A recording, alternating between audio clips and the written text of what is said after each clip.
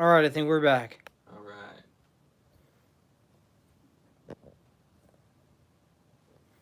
right. Every time. Every single time. One man, one piano.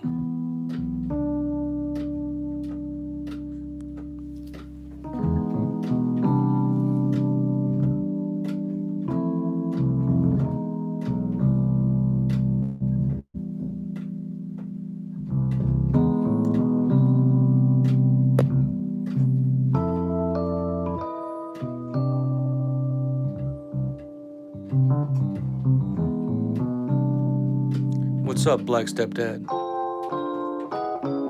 Just kind of let you guys roll into the extended stream since we got grappled. They took us down. If you can, smash that like. It's always very convenient that we get taken off every time. At certain times. You talk about trans kids. Talk about the Democrats or whatever. Basically, if you say something true, you get kicked off. So if you guys can, while we wait for everyone to join and mosey on in, smash that like button and then share it to all your platforms. Throw it up on Facebook. It'd be nice to get new people in here while we're streaming. You never know who might click the link.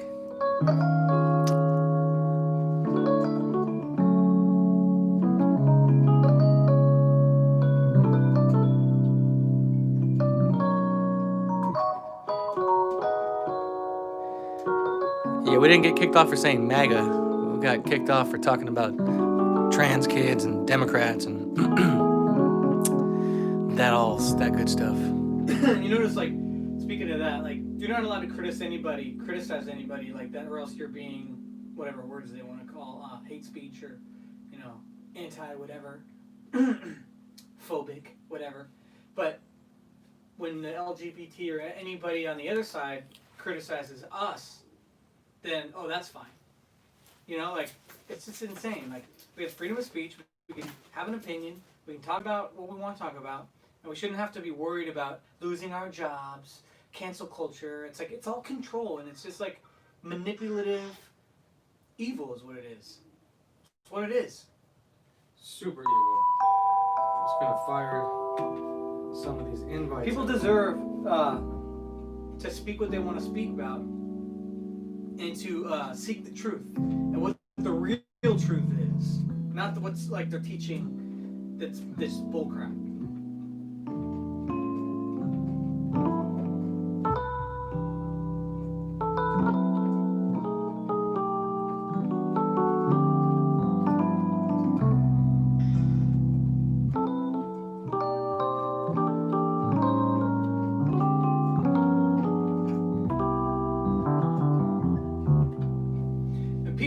Slowly being trained to be emotional and sensitive, and they're not even aware of it. They think that this is their own thoughts, their own ideas, but they're really just what's being projected on them, and it has been being projected on most people for years, is just slowly taking the toll on people where they believe that it's their ideas, it's their thoughts, but it's been beaten into them for so long, and that the people that aren't resisting are just taking it, subconsciously not even knowing that they're just having the truth and their morals and just everything just pulled out of them, not even realizing it.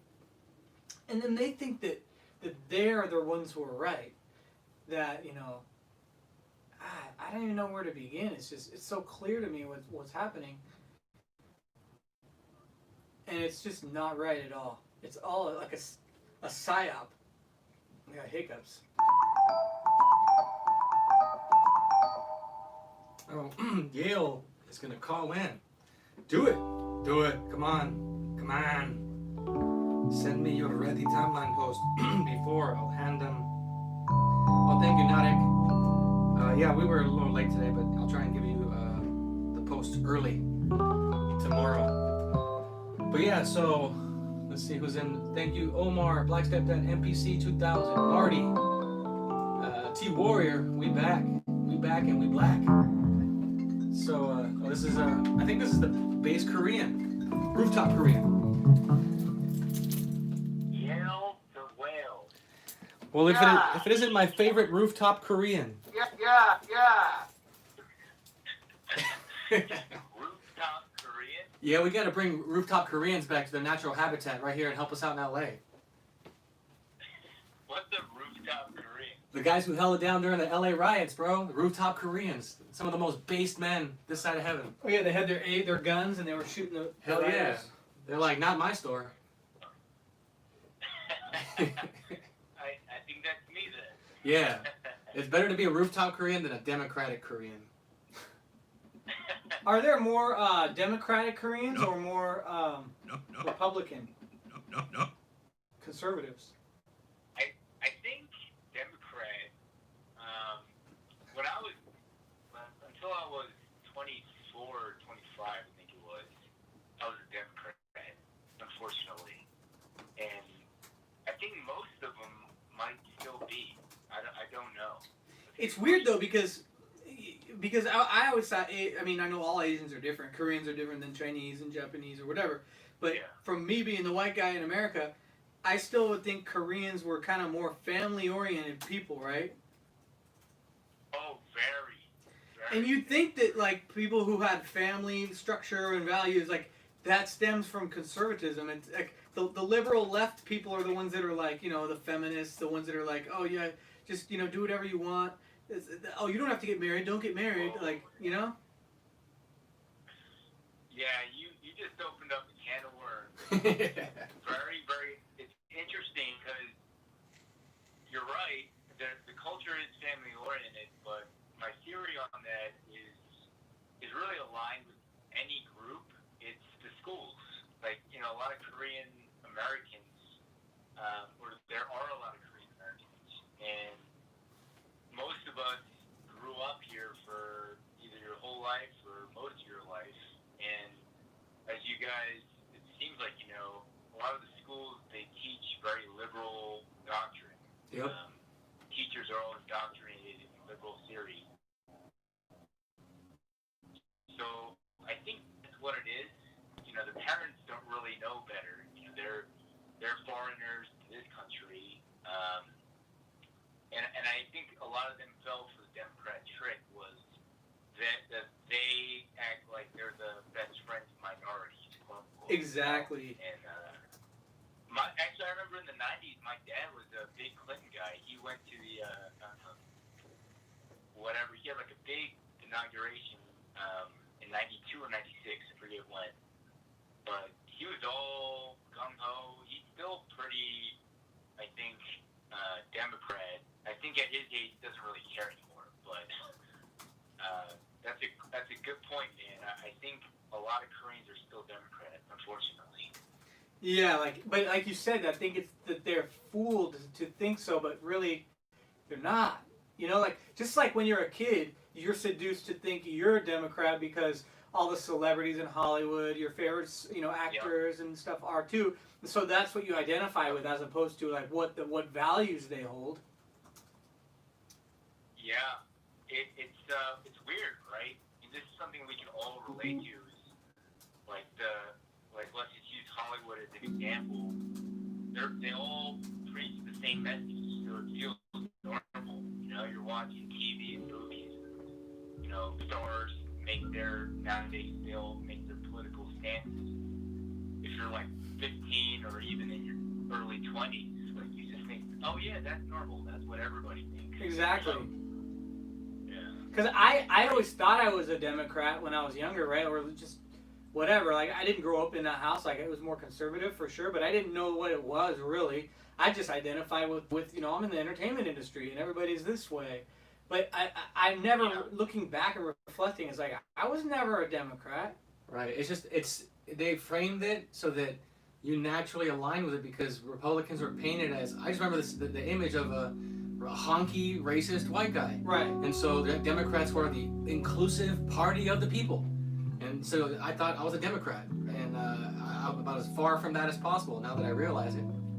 Exactly. Yeah, it's an interesting point you guys made because I think there was a change in the 60s under LBJ.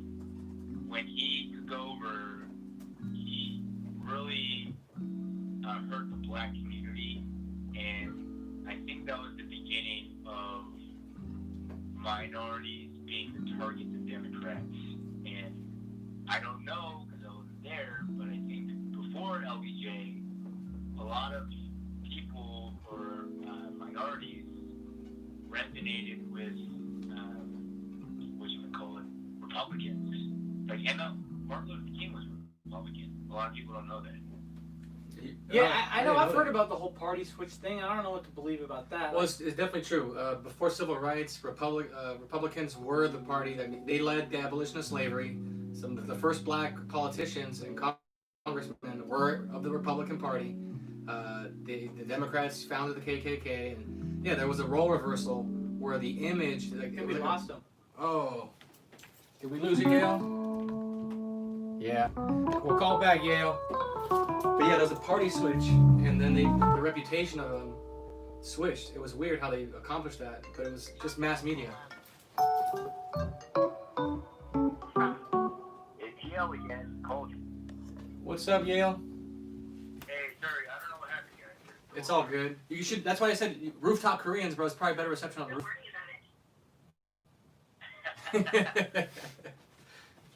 So continue about the party switch, like the PR spin they did back in civil rights, and they switched the image. Yeah. Alpha. So, what was that? The Republicans were very, they resonated with a lot of minorities, I think. So like I was saying, MLK, he was a Republican, and it was, I think, in the 60s when LBJ came into office. He started putting in these welfare initiatives, and there's theories on whether it was intentional or not, but after that, people just started, like, the family-oriented aspect started going away, as you guys know. Yeah. And it's a shame because it's such a common sense thing. Like, this isn't rocket science, you know? Right. And I feel like people overcomplicate what a good life is now. You know, I know I'm getting a little off point here, but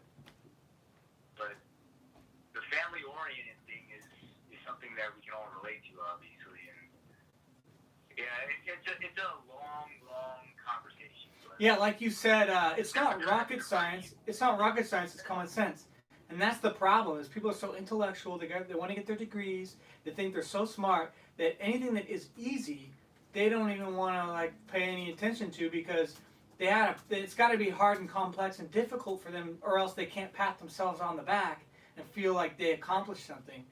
Because it's just, it's common sense. It's simple. It's like, it's so obvious that the welfare, the government wants to be dad, right? So they're going to eliminate dad. They're going to emasculate dad. They're going to make everything, the future is female because they want everyone to be emotional and sensitive, and so that they can control because the man is representation of God on earth. He's the logical, solution-oriented, one that is the head of the family, and they're destroying it. And it's clear as day that it's all evil. It's crazy. yeah, it's very evil. What you're reminding me of now is, you guys know it's quote-unquote Pride Month, right? Yeah. The gay thing. And I look everywhere online, and all the companies are changing their logos to rainbows. It's pandering. And it's so wicked. I know it's very business.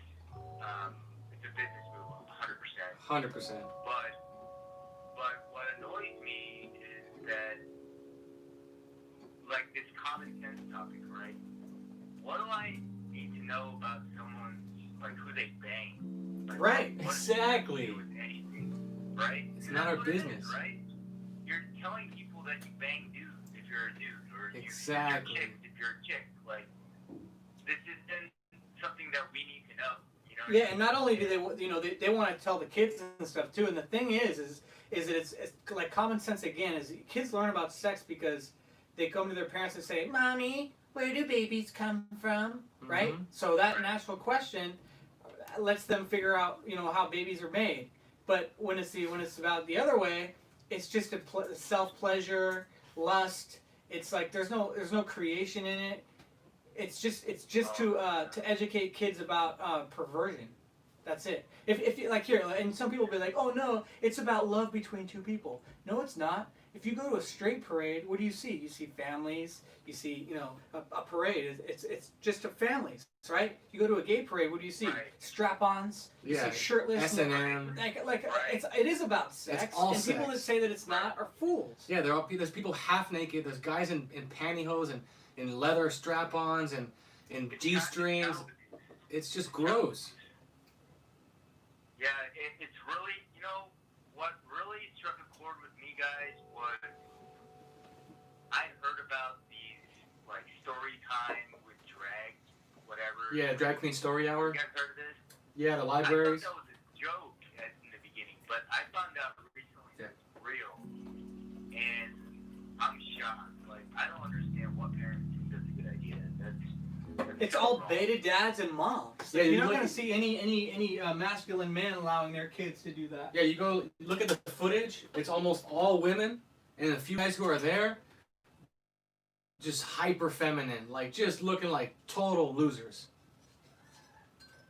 Man, it's so messed up. If you, like, with the quote-unquote drag queens, there's the way they dress is very sexual, and kids aren't dumb. Like, they can't articulate everything, but they can still pick up on stuff. And when they're in the room and they're seeing this very unusual-looking person with sexual connotations in the way they dress, the kid's gonna wonder, like, why is this person such a big deal? Like, why is this person reading a story to me? And it's unfortunate that has to be a conversation point for a little kid.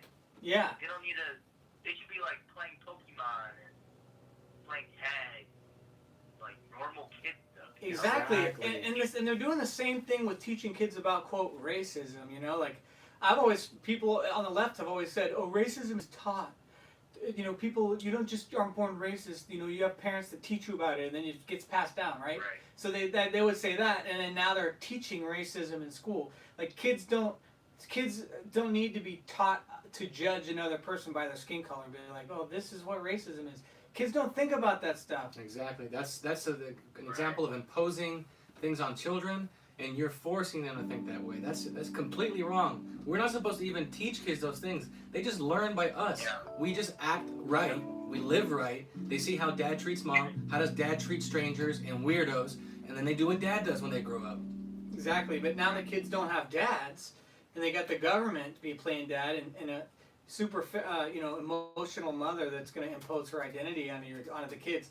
They're not going to grow up to be doing anything right. Right. Yeah, you guys are reminding me of this thing I saw earlier today. I don't know if you watch football at all, but there was a guy named Herschel Walker back in the day. And I saw on social media he had created a video about why he violated the black guy. This is why I'm bringing this up. He brought up why it's important to have a police. And I don't know if he was just joking, but he said he would pay for a flight to countries where people don't have police for, like the police that we do, which is an overall very good organization. And basically just point out it's ridiculous. Like, why would anybody think that things like that aren't necessary? And it's just all craziness, man. Like, I'm sure you guys see this a lot being in LA, but out here in Utah, I see this on the news, not a lot of it in person, and I can't believe it, man. Yeah, it's just what they're gonna do, and what we have to be conscious of and realize what they're they're setting up is they're going to pick every beta example, every weak man, and give him all this airtime because they want every other man in this country, especially white guys, to see these examples, to see these retards go up there. And that way you think that that's the way the world is going, that they're marching in that direction. They have the numbers. They don't have the numbers.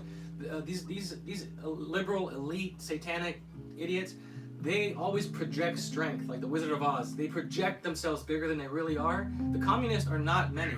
There are far more based Americans and more patriotic Americans than there are these communists. But most people are weak, and if we don't have strong examples on our own in daily life, because we're not going to get airtime, so we have to live it in our own life, so every person who meets us sees it. That's how we counteract it in one way. Yeah. It's interesting because that's something that I see every day, where it seems like, it feels like more basic people are silent. And it kind of makes sense because they're too busy doing good. They're too busy. They're a dude on their purpose. And if they're a woman, they're probably too busy taking care of their family. But it's all the people that are loud that are the ones that are just spewing nonsense, right? So it's unfortunate because the people that are busy now have to think about, okay, I think I have to say something, but it goes against their doctrine, which is just focusing on living their life. Does that make sense, guys? Yep. Yeah. It's crazy, man. It's nuts. Well, thanks for calling in, Yale. Much appreciated, my Korean friend. Yeah, thank you, bro. Appreciate you guys. Yeah, you guys doing this tomorrow? God willing. Yeah. I think we aim to. So We always aim for it. All Thank right. you, bro. Later, yeah. See you later. We got. Let's see what we missed. The guys that can and will defend themselves are all working, while these losers are not working, and they have all day to protest. Yeah, that's right. Like, there's a guy, you guys should look into him. He used to be a congressman. His name is, was because he was killed, most likely. But James Traficant, like Traficante, but Traficant. He was a white dude from Ohio, super based. He knew about the JQ, and he was one of the first guys that said that if the way to get white people to wake up is to take away their jobs, because once they don't have any work, well, they're gonna line up by the thousands, millions, and You know they'll why? come for it. Because people who work put their time and effort into their job and in their lives. When you're not working, you're gonna be able to pay attention to what's really going on. And once you pay attention to what's really going on, then you see how corrupt and what's really going on. And the bull crap, you're gonna see through it. That's what happened to me. I started paying attention. And it's right or wrong, it's good or evil, it's love or anger, it's so simple. And like I said, people don't want simple, they want it to be complex, because the world is trying to teach you that it has to be complex for it to be worth anything, right? So life is really simple. It's about, as a creator, right? I co-create, God created everything, but I like to create, creative things. And the most creative thing you can ever do is create a human being and create a family and create generations and create wealth within your family. And that's what they're trying to take away is the real what life is really about. Because that's really what life is about. What else is life about? Just passing the time and chasing the wind and we're here to mimic what God did for us. He created us and brought us into this world. The purpose of life is to let His love operate through us. You marry, you have children, and you reflect what He did for you, and that's it. All this other stuff, all this material, shiny objects, it doesn't do anything. That's why women need to overcome that ego. Men need to grow a pair, and just do the right thing. It's not really hard, but when you are asleep, I can see why. Well, the world has been imposing on people for so long that if you're having a family and living a normal life, you're missing out on something. Exactly. That you're not fulfilling your life, and you should fulfill your life before you do any of that. But then, especially if you're a woman, you know, like you fulfill your life, then you're gonna be burnt out. You're not gonna find somebody. You're gonna end up being a cat lady. Yeah. You're gonna end up working for. Another They man. try to convince exactly. Don't work for your husband. Don't like make meals for him. That's misogynistic. But then they'll have you be like, oh, but come be a CEO at this place, and serve other people that you have no idea who they are. Yeah, serve a man who's not your husband, but don't serve your husband.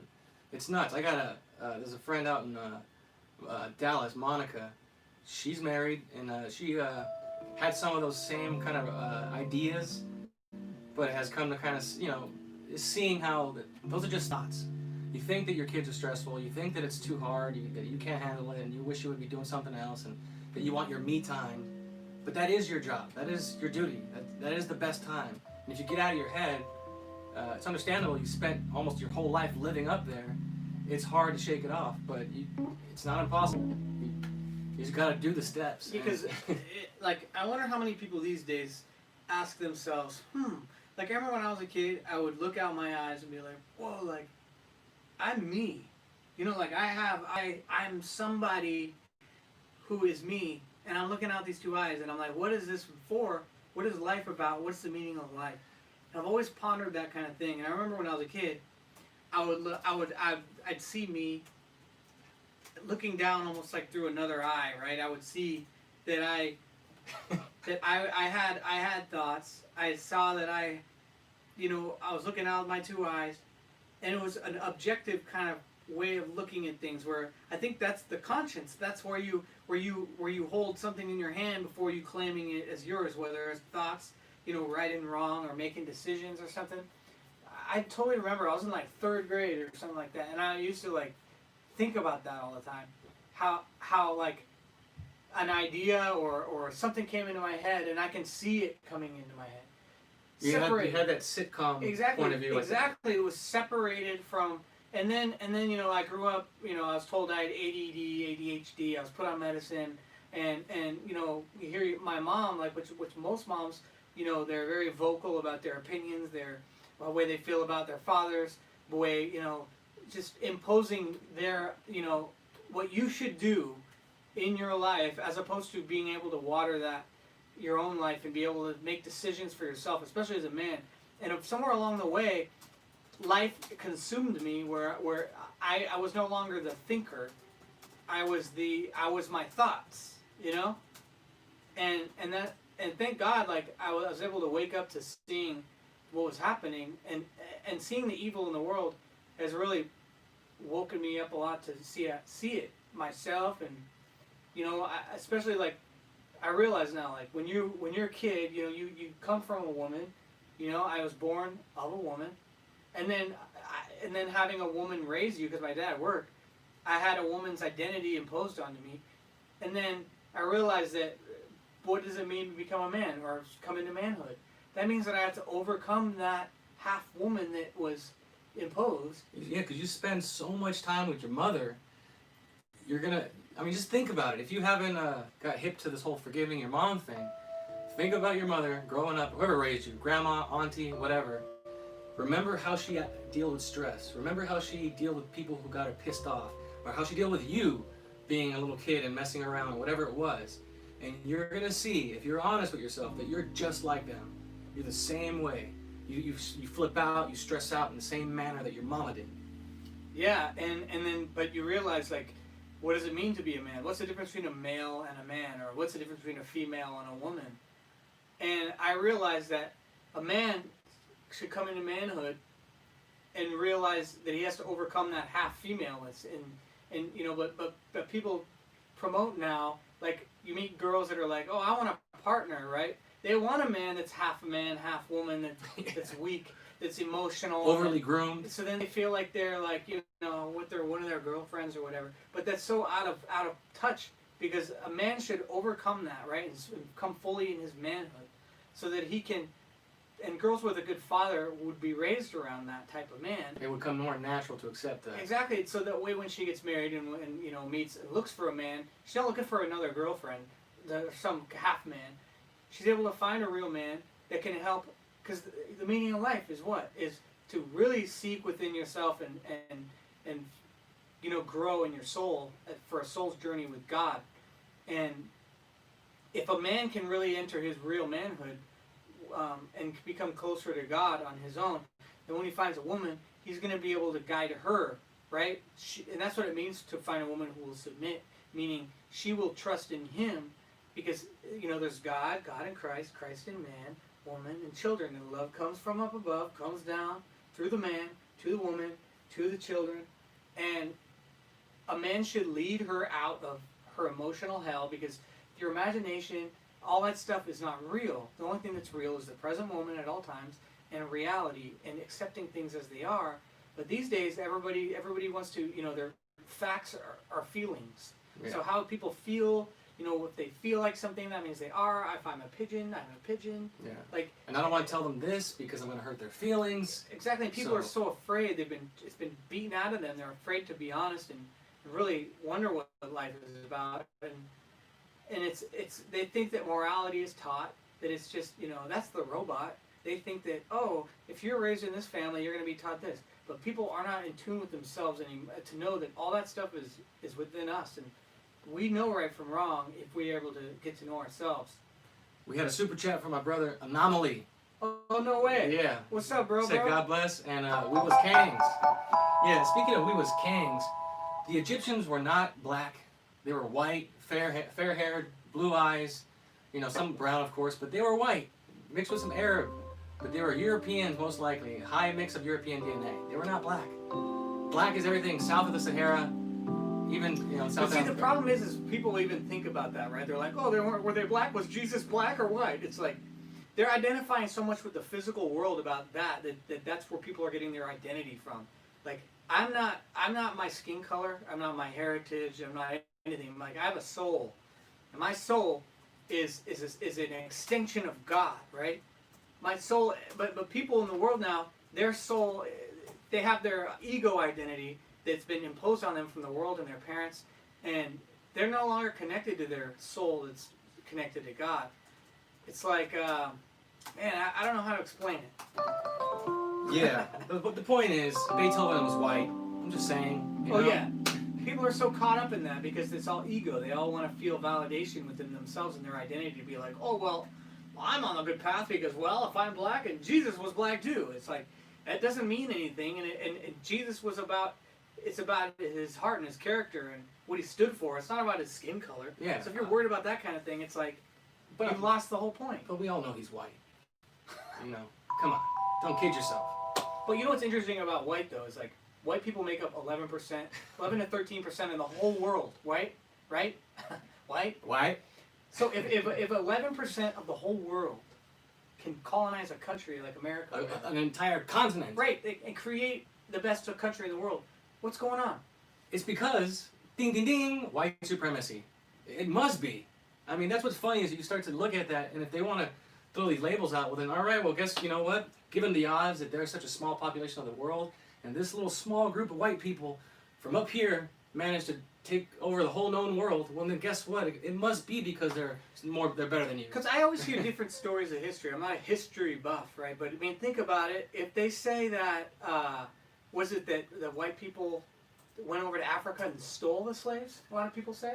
Yeah, they say it was whites. They say it was whites that came and. How does 11% of the whole world come steal the slaves? Yeah. Like, how does that amount of percentage of the world gain so much power? Yeah, because it's all a lie. Everything is upside down. Everything. You take every narrative you've ever learned, turn it on its head. Whites were sold in higher numbers during the period that blacks were being brought to America. And the blacks were sold by Jews, Arabs, and blacks themselves. You know, it's obvious. It's all out there for you to look into, but no one cares to do it because they want to hold on to that anger. I want to hate whitey. You know, they don't care that there's slaves you can buy right now for $200 in Libya. $200 gets you a slave. But what people are doing is that they're creating a monster that they can hate because people love to hate. You know, they're going to create, just like they're doing with Trump, like I said earlier, they're going to create a monster so that they can hate him, and then it makes them the victim of the monster. You know what I'm saying? It's all you're just stroking your ego. It's like I'm going to create a problem so that I can be the savior and create a solution. But none of it existed to begin with. It's all an illusion. And this is how people think nowadays. T Warrior says the Egyptians were black up until the Hyksos, whatever, the 17th dynasty. The original name of Egypt was Kemet, which means black people or black land. Well, I gotta find the book for you though, T. There is DNA proof and a lot of evidence showing that the rulers like King Tut and those big names, Cleopatra, were overwhelmingly of white ancestry, basically not black. There definitely were blacks in that area, but that ruling class was not. But I gotta find the book. But either way, it doesn't matter. Whatever somebody is what they're gonna be like. They're gonna fight for. They're gonna be like, well, because I'm black, I'm gonna lean towards Jesus and the Egyptians being black too. Yeah. Like me, I'm white. I don't care. Maybe Jesus was black, or maybe he wasn't. I don't care. Yeah, I think we should bring back slavery just so Sean King will admit that he's white. Yeah. You know, it's like everyone's in the chat going, finally, they're getting it. Everyone identifies with the black side when they're mixed, but nobody wants to claim white. If there was white privilege, you'd think that they'd want to identify with the white side so they can get some privilege. To accept, press 1. Well, if it isn't Mr. KFC himself. What's up, Marty White Man? Not too much, man. I don't want to keep you over 4 minutes. That's I'm right. actually probably going to keep you less than 2 minutes. All right, shoot. A lot can happen in 2 minutes. That's what she said. Yeah. I wanted to know if Trevor's shirt is a white beater that's underneath his other shirt. That is exactly what. Able to pull off one of Yeah, those. if you are gonna beat your wife, that is the shirt you have to wear. Yeah, I wonder how I became a wife beater. Because every ghetto person you saw that was beating his wife in a movie was wearing a wife beater. I actually went to the store one time, I think it was a Walmart back in the day, just to get some more. They're called A-shirts. I never knew they were called A-shirts my whole life. I walked in without thinking, I asked the lady, excuse me, where are the wife beaters? And she's like, aisle 5. Isn't that crazy that Aunt Jemima can be taken off the shelves, but wife beaters on aisle 5? Yeah, amazing. exactly. The other thing I wanted to ask is, how's that Tyson collaboration going? Oh, yeah, he recorded something, but I gotta mess with it. Not that he did anything wrong. Yeah. I should have. I won't get into it, but he sent me something, so I'm gonna try and edit and see what I can create from it. I should have really created a hook first and made a song with the direction and then sent it to him. So he sent some verses, and I want to try to make it work. It's like making a song backwards. I see. Yeah, that's cool, man. I just wanted to know those 2 questions. I want to say shout out to Skip and Bernie in the chat, and that's all I wanted to do, man. See, Cool, man. my calls are short, man. That's I right. don't want to tie up the lines. Hey, well, don't be mama. If we let them talk, we let them talk. What's that? Say that again? I said, don't be mama. If we let someone go on for 30 minutes, well then, so be it. Sometimes I agree on it's the that. right time to let them talk when they have real good things that need to be heard and might benefit somebody else to hear it. Yeah, so if somebody was going to tell like a really interesting story or something that was like really like you're just completely captivated, I would be all for that. Oh, and by the way, I got kicked out of a party the other night for saying that this guy, he was like in my face and he was wanting to fight me, and I was standing there just ready for him, and I told him, I said, you're being very emotional like a woman. And they were like, get out of here, get off the property. They freaking threw me out. Nice. I think that I noticed the guys get all offended when you talk about like femininity and being emotional and stuff. They get offended because the half woman in them identifies with it, and they go, "Hey, man." That's right, man. This dude, he was wigging out, and the thing about it is, it wasn't even his property. It was his buddy's property, but he threw me off of it, and I was just like, all right, man, I'm going home. I'll see y'all later. That's all you can Yeah, do. I mean, Nothing's a big deal. that's how sensitive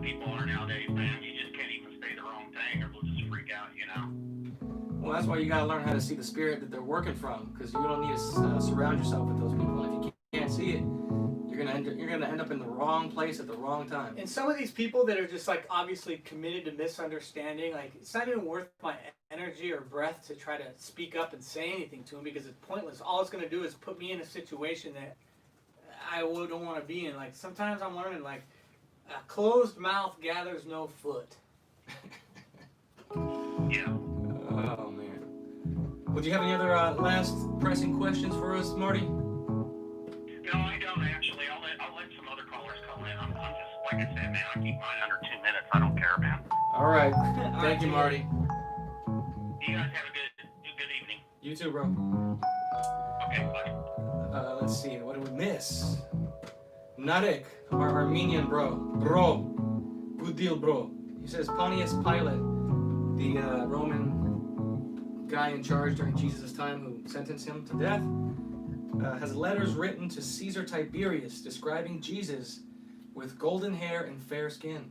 Sounds like a white guy to me. But I just saw some dude on like black guy on Fox trying to promote that Jesus was black, saying he had bronze feet and nappy woolly hair. Yeah, but bronze, dude. You know, white people can get tan too. But like, so I mean, who cares, man? Like, it's all ego, identity. It's like, well, whatever I am, I'm gonna fight for to make sure that's what he was. When it's like, people care so much about the physical, worldly things like skin color and hair texture that they don't even understand. Prince is now white. He's now on Team White. I mean, the whole Beethoven thing's a joke. Don't tell me it's crashing again. Oh, it's just your update thing dropping in. All right. So, what we were talking about earlier with the Supreme Court just gave Trump what could be something very useful. They ruled, I think, 7-2, the justices, that illegal immigrants who come here illegally, break the law, do not have the right to a trial, and they can be deported post haste, which is the way it should have been. And before all this, they would break the law and be able to sit here and wait for months for a trial. Most of them don't show, you just disappear into the woodwork. And it just adds to the 22+ million illegal immigrants we got here. So that was some of the news we're talking about, and we'll see what happens. I feel like most Democrats these days, right? They don't really know what politics are. This is at least how it occurs for me. Maybe I'm wrong, but it seems like to Democrats, what politics means is, what do you hate? You know what I'm saying? Like you don't hear what they stand for, because they don't really stand for anything. All they do is share what they hate. Like, they love to hate. That's it. So they get together and they complain. Like a sewing They circle. love they hate accountability, right? Because they're like, oh, we want the government to come take care of us, or the whole create a monster so that you can hate it thing is like what they do. They want to, the ones that have jobs and then work or whatever like that, they want to have tax dollars go to illegals, right? Or people that are, or to pay for the transition that Trevor brought or up. pay for, the transitions. Like, I had a point. Anomaly says, I hate. I only like Jesse Lee Peterson and chicken stir fry. What's up? Hey, bro, you should call us, man. Yeah. What's up, AJ? The number is 818-308-5559. Give us a call, bro. Yeah, we need to talk to the virtual Tucker Carlson of 2020. You know what I'm saying, bro? Yeah, he's Come the on, new brother. Tucker. We need the Casey Jones. Yeah, I think Tucker Carlson is about like 6 months away from just throwing a Roman salute in the air. I mean, the way they're coming at him, he's the only guy on mainstream media who tells it like it is and is honest about everything. He has a family. Him and his wife had several kids. I mean, he doesn't get pulled into people's anger. He speaks up. He raises his voice when it's necessary. And I don't know. I was telling Trevor that I think that if he ever did get fired, the smart thing for him to do would be to go and start his own platform, because his numbers would skyrocket. And then he would be free to say everything that he's been wanting to say without any censorship from his station. It's funny because I personally I've never been into politics at all, and I'm still not into politics. But what pulled me in to being like more aware and conscious of what's going on right now in the present is working on myself and figuring out that the present moment is all there is, I think this is Anon. and that good and evil exists. And once I started seeing the evil in the world, that pulled me in. Anomaly. What's up, bro? Yes, I'm blessed. Am I on? Yes, sir. Oh, you're on. You're on, baby. All right. I just wanted to say, everybody's got to get out there and vote for Joe Biden. That's right. He's a really Let's accelerate it. level-headed candidate. He's got a strong mind, and I think he's what the Republic needs. Hey, it's funny you say that because there's a little theme song I'm working on for his campaign. It goes, I have to go, he's bi, non-binary, sniffing kids sexually, he's non-binary, I got Biden with me. That's strong. That's very strong. How you been, man? You, Matches on matches. We got to finish the album. oh, that was last year, man. No. What's that? Said that was last year, man. I mean, that was before pre-COVID. I'm just joking. Yeah. I sold out. So, I'm in Venezuela. I'm hiding out. No, I'm just kidding. oh man. So Anomaly, with everything that's happening, I want to know what your take. What do you think? Do you think that Trump is still our guy? Do you think that, besides him cucking with the police reform, do you think that there's that he still stands for the majority of America, which also happens to be white? That he's not going to let them down? I mean, he's definitely been a little soft this year on the COVID, and even, I was talking about it to him on my stream too with the police reform. It's like nobody goes to Mike Pence's Twitter. It's like, oh, you know what? I was a radical Marxist, but now tweeted about Juneteenth and I'm voting for it. It's like that's not happening. So I think he can only do so much. I don't think he's doing quite maybe as much as everybody might hope, but it's really going to have to come from the people. It's going to have to come from us, our communities. I see in general just like people defending their own in the sense of, I was down in Huntington Beach for a little bit when the protests were going on, and I saw how the police formed a line, and then behind them was the business owners and the people of the town, and they were basically like, no, you're not going to mess up our main street, and the quote-unquote protesters went away. So more stuff like that. I mean, I think Trump's cool for what he is, but, I'm more in your lane where, like, I don't think he's going to save everything. It's going to have to be like a cultural shift, and people really just, like, realizing that waiting and being, being a pushover is only going to go in your disadvantage. It's not going to get any easier than now. So 5, 10, 20 years, it's only going to be harder. You're only going to be more persecuted. So now's the time to shine. Yeah, but hey, man, trust the plan. Okay? You gotta trust the plan. You gotta trust the plan. Q's gonna save us, bro. And you know what I think about is, I know that that we're up to coming into the election, so it's like, is he playing it safe? Is he trying to like get in? Doesn't want to do anything drastic because he wants to make sure he wins the election first before he goes hard? Possibly. Yeah. It's tricky too because he's the type that really listens. So the pushover types, they get mad at me where they say trust the plan. I mean, some of the Q people are really cool to me. They get that I know what I'm talking about, but some of them bug out. A mixed bag, but they think it's a bad idea to try to talk to Trump. But when Tucker Carlson has like a scathing, criticism of the Republican Party, Trump tweets about it and listens to it. So he's actually a reasonable guy. He's surrounded by a bunch of snakes. So if he knows what he's doing, he won't mind the truth. And if he doesn't, it could redirect him or give him some power to do that. So it really has to come from people. Definitely like the dick riders, for lack of a better term. And those, everyone plays a part, but they think they're helping, but they're really, they're kind of just adding to the status quo. So yeah. Do you think that all the stunts that the Democrats are pulling with the like Bubba News and Jussie Smollett or like all these weird things that have been happening, the impeachment, do you think this is all to try to get white people or majority America to react so that they can have, so they can create that monster that they can hate? To get another Charlottesville.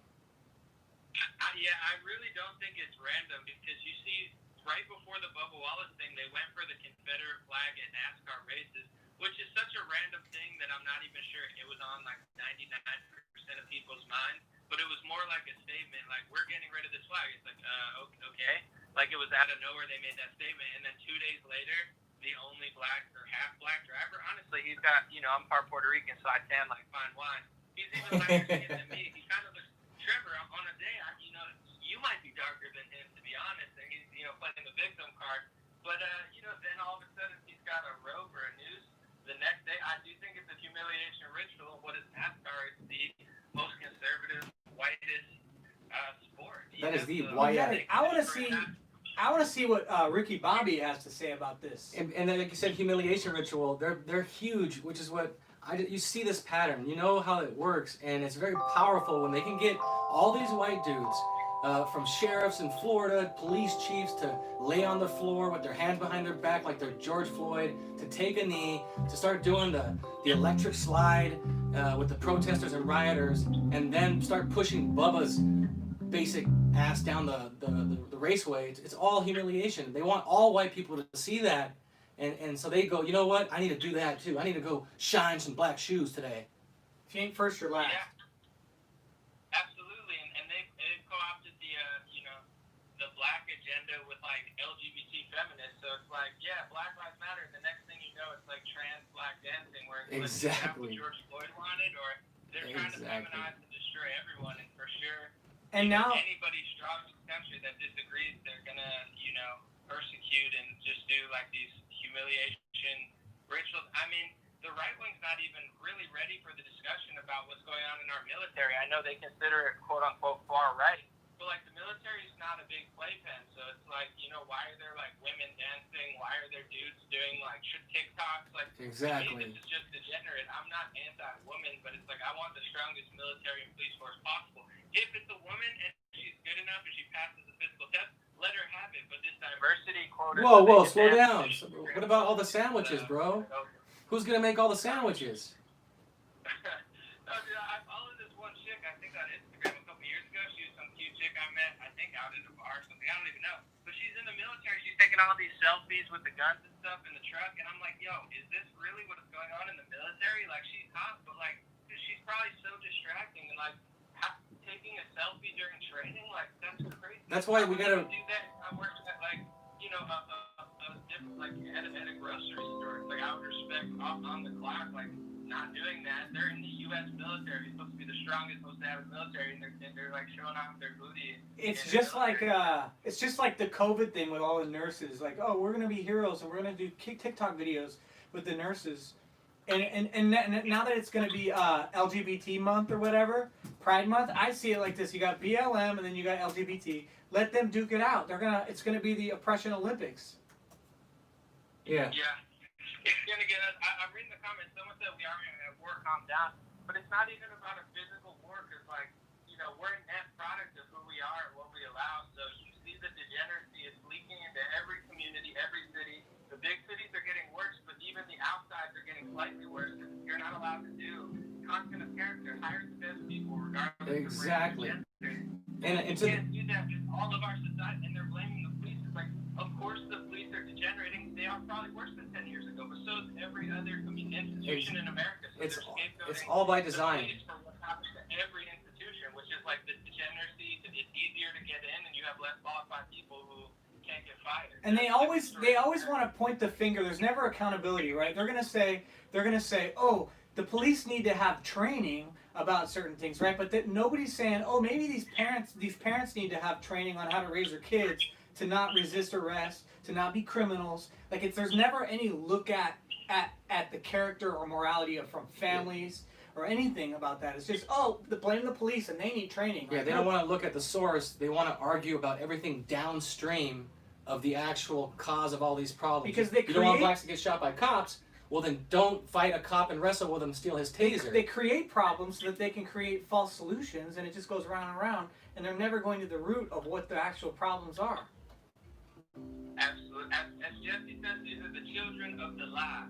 Because Children of the lie. Line where they blame politics, but they don't even blame the politicians in charge, which are their own. They blame people, but they don't look at themselves. So they raise crappy children. You saw Bubba Wallace's father. He's a white guy. He's like, yeah, maybe it wasn't what I thought it was, but it still shouldn't have been there. It's like the bro's got, he you shouldn't raise your kids like that. I'm glad he at least got his son successful, but the victim mentality in his father was like, oh, Pop, come on.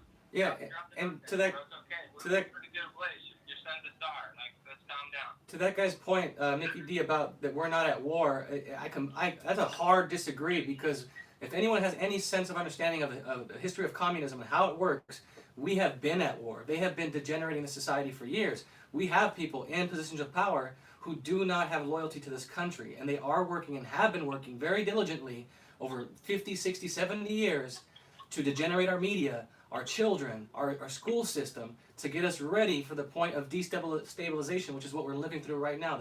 They're destabilizing our country. And then what comes next is a violent overthrow and then normalization of those policies. Yeah, they want people to be more like animals, and be, you know, instinctual, emotional, you know, operate off of their environment, as opposed to human beings, which have thoughts about thoughts and conscious. And they don't want that. They want to eliminate that. And it's obvious that it's not a war of weaponry. It's a war. They're being not smarter, but like they're coming at a different angle than the typical war you think. It's psychological. You destroy culture and you destroy the people. And the answer and the solution is easier than people think. Like, you look in England, like, the Muslims don't put up with the nonsense left-wing agenda.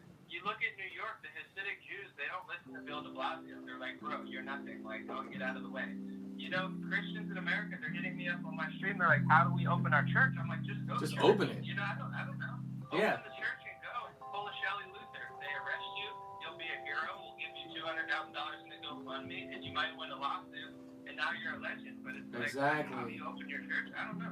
Yeah, people are not. Right? You got to stand up and do something about it. I mean, Christians, I think, I brought this question up a few weeks ago, is that Christians in this country, and white people especially, are far too tolerant. And that is not a virtue. That is not something that you want to be. You're supposed to be intolerant. When it comes down to good and evil, you don't tolerate evil in any form or any fashion. You have to be intolerant. And that's what the media wants to do, these left-wingers. They, you know, oh, you're racist, you're a sexist, transphobic if you don't tolerate me butt-pumping this dude behind this dumpster. It's ridiculous. Yeah, kindness is, weakness is not kindness. And you see it in a city like, big cities like San Francisco and Los Angeles. It's not kind to let kids have to walk through school between 10 straps, heroin addicts, people with knives and stuff. That's not kind. That's a horrible way to look after the youth in your city. But these liberals don't care, where there's nothing kind about letting your entire area go to crap. But that's kind of how they think. They just lower everybody down, and then if you try to fight back or stand up for yourself, you know, they have a racial slur to call you to prevent you from either defending yourself or defending your community. But we're not having it here at the Pros and Cons. We got Trevor Wesley, we got Ruxpin, a.k.a. what I don't even know. Beer dude. I'm about to head out. I gotta clean up a little bit, but God bless you guys. Appreciate y'all, and I'll be around. I'll be listening for a minute. Thanks, brother. Go Ladies well. and gentlemen, Anom. Anomaly. He's blessed. No, I never change. I didn't sell my soul for fame. I stay blessed every day. No time for worries. It's about the journey. I'm blessed. No, I never change. I didn't sell my soul for fame. I stay blessed every day. No time for worries. Hey! So, let's see. Skip had to head out. Good night, Skip. Everybody's making like a newborn and heading out. Nadik, our Armenian brother, he says that Noah's Ark, him and his Ark landed in Armenia. I've heard about that they supposedly found the Ark on Mount Ararat. See, So- everybody wants whatever anybody is. That's what they want history to be. They're like, well, wait a second, actually. T Warrior says there are really only 4 races of people, and everyone falls into one category or another. You have Asian, Caucasian, Negro, and Semitic. Negroid. Every other race or ethnicity falls into one of those slots. There's an interesting conversation topic that I feel like people don't touch, but it's like so in my face now to see it. It's like, and I don't think there's any problem with people discussing, because like the problem is you either have hatred or anger, right? Simple. But if you don't have that, you should be able to talk about anything. And one thing that nobody talks about, maybe at a moment in time in history people did talk about it, but especially these days I don't hear anyone talk about it, if you look at animals, right? Because a lot of people these days compare humans to animals, and they say that we're mammals and we are animals, right? If you look at any group of animals, right? You say dogs, for instance, right? You got different breeds of dogs, right? And you'll be like, oh, with this particular breed of dog, we have a German Shepherd. They're great learning tricks, and the police like to use them. They're a good breed because whatever it is they use. Firefighters, they like to use Dalmatians for whatever reason because this breed is particularly good at this, right? Each breed, they're all dogs, but each breed is particularly good at something different. Different right? physical characteristics. Different characteristics, right? Personality types. Exactly. But then once you enter that kind of thought with human beings, all of a sudden they're so emotional and so sensitive. You can't even have those conversations or else you're racist. And anytime they try to pin these names and create these names like racist and all these things Anti-Semitic. to call you, that's like a red flag to know that that's a conversation that should be had. Because they like Anomaly said, they create these names to shut you down so that you can't have these conversations. Yeah, racist was actually, if I remember right, the chat could correct me, but Leon Trotsky, who was a communist Jew who was part of the Russian Revolution, and which eventually led to the slaughter of 20 million Russian citizens, mostly Christians, white Christians, and then countless more, and then also led to the largest ever mass rape ever done in recorded history, which would happen in Berlin when the Communists and the Red Army came to Berlin at the end of the war. They raped everybody from, quote, age 8 to 80. They were raping any female, no matter how old, how young she was. So these words mean nothing. That's why I joke about, they say, you gotta fight racism. I am the racism. Who cares about these words? And where's they mean nothing. Well, I haven't seen anybody, everybody denies it, like, oh no, racist, I'm gonna be called a racist.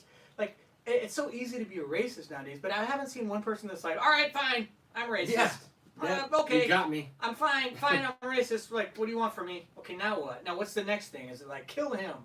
Yeah, just stop running from those labels. Those who are seeking and want to understand. I got people who follow my page, and I post a lot of interesting things that would probably make people turn their heads. And I've lost friends and family from the things I share. You never had friends to begin with. They weren't friends, and they weren't really much family to begin with, because if they can't just see something and talk about it, or just not feel any way about it, they got to cut you out of their life.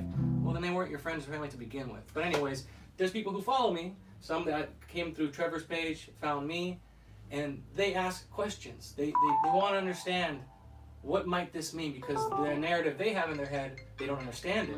And that's all you got to do. Be open to it. You might be surprised what really happened in history. I think this is a T-Warrior. T-Warrior 1. I do believe, for now I will call you Bartholomew. Welcome, Bartholomew. How goes it, sir? Quite delighted to make your acquaintance this evening. How are you? Oh, it's quite well, really. I'm quite unbothered. Feel quite chipper this morning. Furthermore, Hey man, my wife was seeing you doing that vape, man, and she said, I want to see.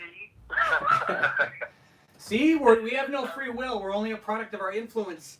I will tell you this though, my dentist said that if you do the vaping thing, you're gonna end up messing up some of your gum line up top. Oh, please. It deforms the skin because the heat over time. But this isn't hot. When I blow it out, it's cool. But at that close point, it is doing some kind of it Smooths over the skin. Does he vape and find that out for himself? No, when I got my teeth cleaned, he's like, "Do you vape?" I'm like, "How'd you know?" He's like, "Because you have the tissue slightly changes." So you don't vape. Well, I was back then.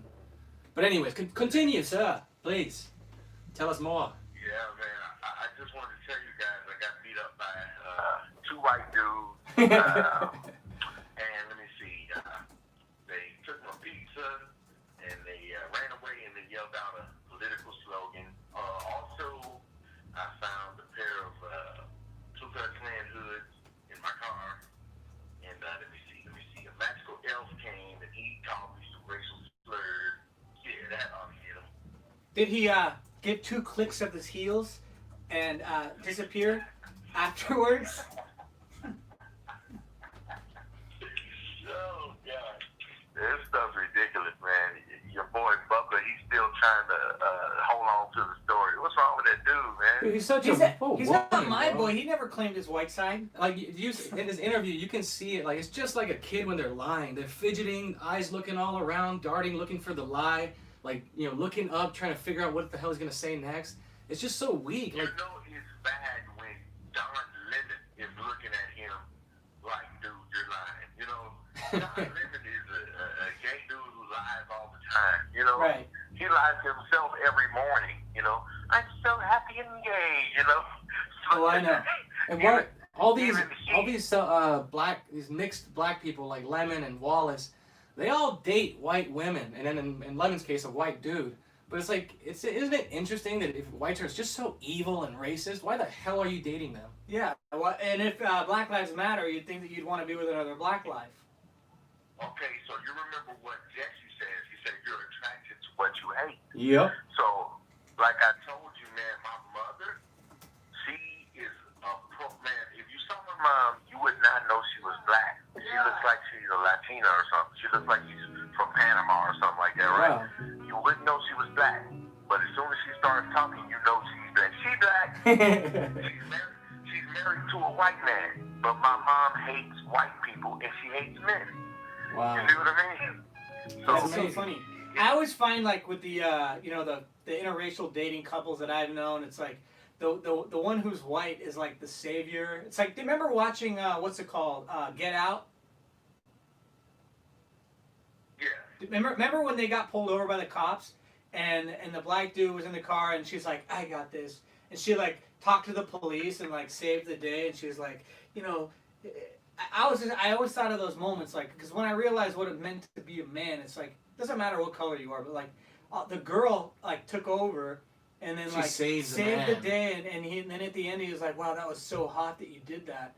And because it's like, I feel like these white people, it's an ego thing, they want to like, they're like, I'm the white person that knows what it's like to be black because I date one and I'm gonna save the day. Yeah, like that's why you see all these women, these white liberal women, going out there leading the charge in high numbers. It's because it's just ego. They think that they're gonna go fix the world or because something. it's all an identity issue, because they hate just like Don Lemon, when you said you resent what you present, they hate themselves, and so they don't, like, especially white people these days, right? They don't have identity in, like, I know that black people, I notice, are more into being black more than white people are being white. And so a lot of white people are going anti-white because they don't identify, and so like that's why a lot of these they take on different cultures and like identities because they're searching for an identity. You understand what I'm saying? We kind of trained, black people have been kind of trained to be their identity. I am black. Mm-hmm. That's supposed to be an identity or a badge of honor, but being black is just a race. You didn't choose it. You Right. just woke up black. There's really no benefit to it. It might be a perceived benefit, but there's really no benefit. You can't pay your bills just because you're black. All it is it's a feeling. Like I remember, like when I was in drama class, acting or whatever. Like once you become into character, you feel like somebody because you have an identity and you feel like somebody. And no matter who it is, like if you get your identity from their culture or from the world, like it's a false feeling that you're chasing because it's has some kind of pleasure to it. And you're only filling a void. That's why these white people who are out there, and I know that because I was falling for that trick before I woke up too, is that when the whole world just tells you and shows you through movies and music and everything on TV that being white is synonymous with being racist, and your whole history is trash, and your people have done nothing but brought misery and oppression to the world, well then that's the last thing you want to identify with, because you want to fit in. You don't want to get picked on. But that's exactly what people need to do. Embrace the white. Yeah, I don't know if you guys saw the UFC fight Saturday night that just went by. Saturday night. UFC. I didn't see it. UFC fighter by the name of Bobby Green. Kick his ass, Seabass! Kick his ass, Seabass! After he won his fight, he called for his dad to come over, right? He was doing his interview. He had no headphones on and he's doing a camera-to-camera interview. And he called his dad over, and a white dude comes and sits beside him. And I think anybody sitting at home would have been shocked to realize that his dad was white. Oh, I Because think I he saw was that. adopted. He was a foster child. He was adopted by a white man. That man raised him up and taught him and trained him. But, people have been taught, oh man, because you're black or because you're white or because you're this or that, then you can't coexist. And if you notice, most of the time when anything racial is brought up or if there's any animosity towards somebody because of race, it's always brought up by the person that says they're a defender of another race. It's always that. It's always somebody who's going out looking for something to be racist. Right. It's very rare that you see any occasion where it's just blatant racism, as they say. You know, it's rare that you see that. It's always somebody pointing something out. Oh, you see, you said monkey around a black man. You Right. can't say monkey around black people. And if you're gonna, what are you saying? yeah, if you're gonna fight with somebody, You think black people look like monkeys. yeah, if you fight with somebody, you say things to hurt their feelings while you're fighting. So if you're fighting a fat girl, you're gonna call her fat, and then you fight her. Or you're fighting a black dude, you're gonna call him monkey. Because he's gonna call you cracker. You're gonna search for whatever you think is gonna hurt them the most, and that's why it's like if I was black, words would never. I would never let them have power over me because then the enemy can control me. You know, the first thing that happens is if you're emotional, you're able to be controlled. So. There's nothing somebody can say. It doesn't matter what my race is. I know people will be like, "Oh, you don't know what it's like to be black," but I know what it's like to be a man. Black people don't even know what it's like to be black because we're all different. Exactly. Every black person is different. They might want to try to put us all in one box, but we don't fit in that box, man. I don't know. I don't fit in the box. You know, I'm a different dude. I like science fiction movies. A lot of black people probably don't like that. I love historical documentaries. There's probably a lot of people, black people that don't like that. Just I not like on country Netflix. music. I like rap. I like rock and roll. I like different stuff, you know. But I like what I like. you know, but people, you ever hear black people say, yeah, you know, black people don't swim, black people don't go camping, Oh yeah. black people don't go hunt. How did you know that? You know every black person. Exactly. And that's just based on the fact that that's inner city blacks, and that's really anyone inner city. I got plenty of brown friends growing up who didn't swim because guess what? They didn't have a pool. And what about Africa? The people who are really Africans. You don't think they like the outdoors? Yeah, they're always outside hunting. You know, like they have the Bushmen. They live outside. I was wondering about, I was talking to my wife, I wonder do they make fun of American names in Africa? Like, Mobutu, you would not believe this. Look at me, my name is George. George! I saw this. Speaking of that, there was an interesting couple tweets that somebody shared. It was tweets written by actual Africans, people from Africa, and it showed their opinions of American blacks. And like one girl says, she's like they're like they don't. It's not racism that the problem is. Their problem is that they want to do the oppression. They want to be hurting somebody because they're just hateful. And another African girl said that, you know what, I'm glad that these blacks aren't in Africa because it seems like they took all the worst coconuts and the chiefs sold them all to the whites. You know, and basically I get that sentiment because I used to tutor a Nigerian family, their daughter, to help her bring her math grades up, and he had the exact same opinion. They were great people. They were nice. They were respectful. He never ever talked bad about this country. He was grateful he got to move here. He'll go travel to Nigeria, but he won't live there. This is his home now, and he would always share how uncouth the blacks in America were. They just didn't appreciate anything, and that he would never saw himself as a black American. He would rather say I'm African than say black American. But any of the blacks that they are opposing thought of, you know, like David Harris Jr. or Bryson, or, you know, they're casted out. Like Snoop Dogg's been making all these posts about them, like calling them coons and Uncle Toms. So it's like, that's why the truth is that if you have hate or anger, you got love for nobody. It doesn't matter what, you know, it's a false idea to think that just because you're black that you got love from your homies. No, you don't.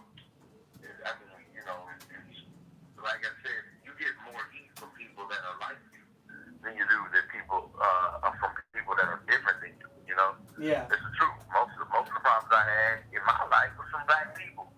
I've never once had a white dude walk up, hey, let me tell you something, boy. None of that racist stuff you see in the movie. I ain't never had it happen, you know, so my experience, I can't say every black person's experience, I don't know, but my personal experience, I have never once experienced what people call racism really don't like black people. He said, but I like you. He said, because I can talk to you, you have sense. I said, well, Exactly. the problem is, it's not that you don't like black people, you don't like a certain type of black people. Exactly. That you have a problem with that culture, that type of thinking, that type of mentality. It's not the black people, but it's the idiots that all that garbage is coming out of. That's what you don't like. Yeah, there's a difference between a black man and the N-bomb. It's that describes. It's true. It's like I've heard even blacks say it. Like they distinguish. Like, yo, don't put me in that class. I'm not ignorant. Well, I'm not backwards, low IQ like that. I got some sense, and that's the difference.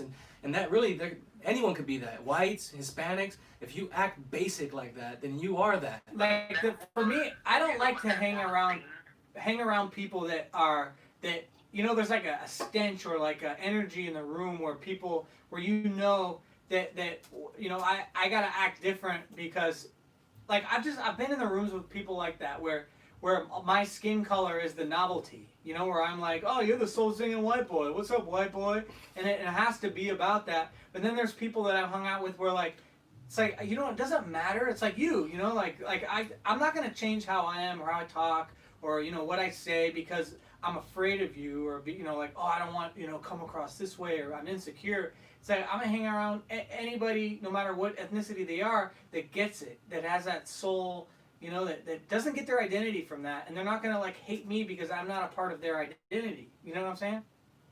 Yeah, to me, I don't think there's anything wrong if somebody says, man, this white boy can jam, right? I don't think nothing wrong with that. Right, and it's a certain energy of it. If they get to the point to where they're like, oh, look at him, like that TikTok to a culture vulture, whatever, that's why I think it's ridiculous. I don't know if I told Beer to do this or what, or if I wrote it in the chat, but dude, I was like 35 when I found out that Bobby Caldwell was a white dude. Oh, yeah. I always heard the song, and I thought he was black. He sounds black. And then, Right. Yeah, but the dude was jazz, like, who have a problem with that? Oh, you trying to sound black, nigga, get off the train. Like, what's wrong with you? It's music, everybody likes, everybody dance to it. Everybody loves fried chicken, it's all good. Everybody loves fried chicken. No, yeah.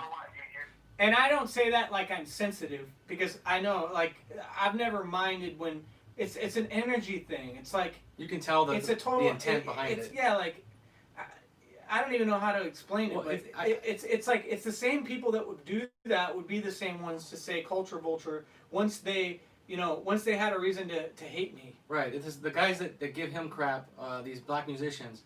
I know that feeling because it's okay for them to dog white people in front of your face and Exactly. dog you and endlessly dog you. And it's not coming from a good place. It's not like just, like your mama jokes and just snaps. It's Right. it really is this backhanded way of attacking you because they do have resentment towards white people and you're no different, even if they're your quote unquote friend.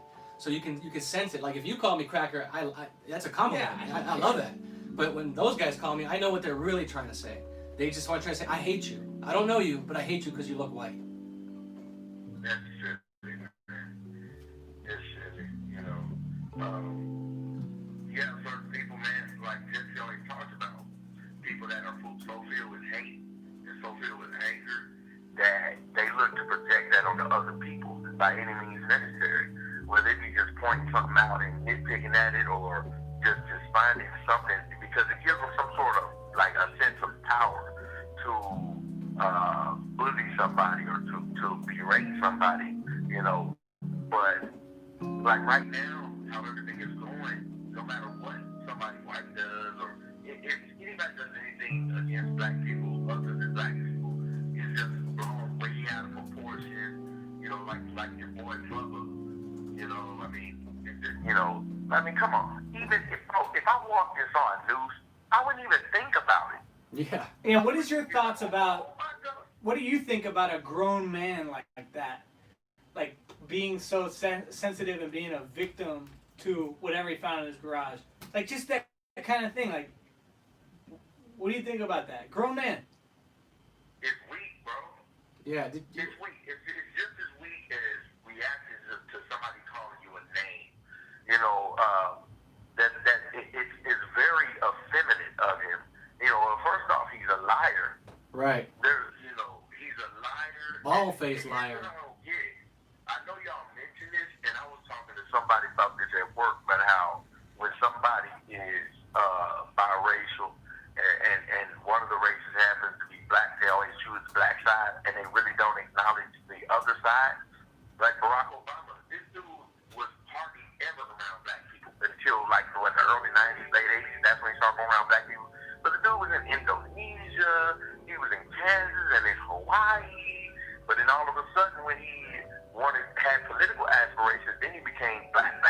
you know.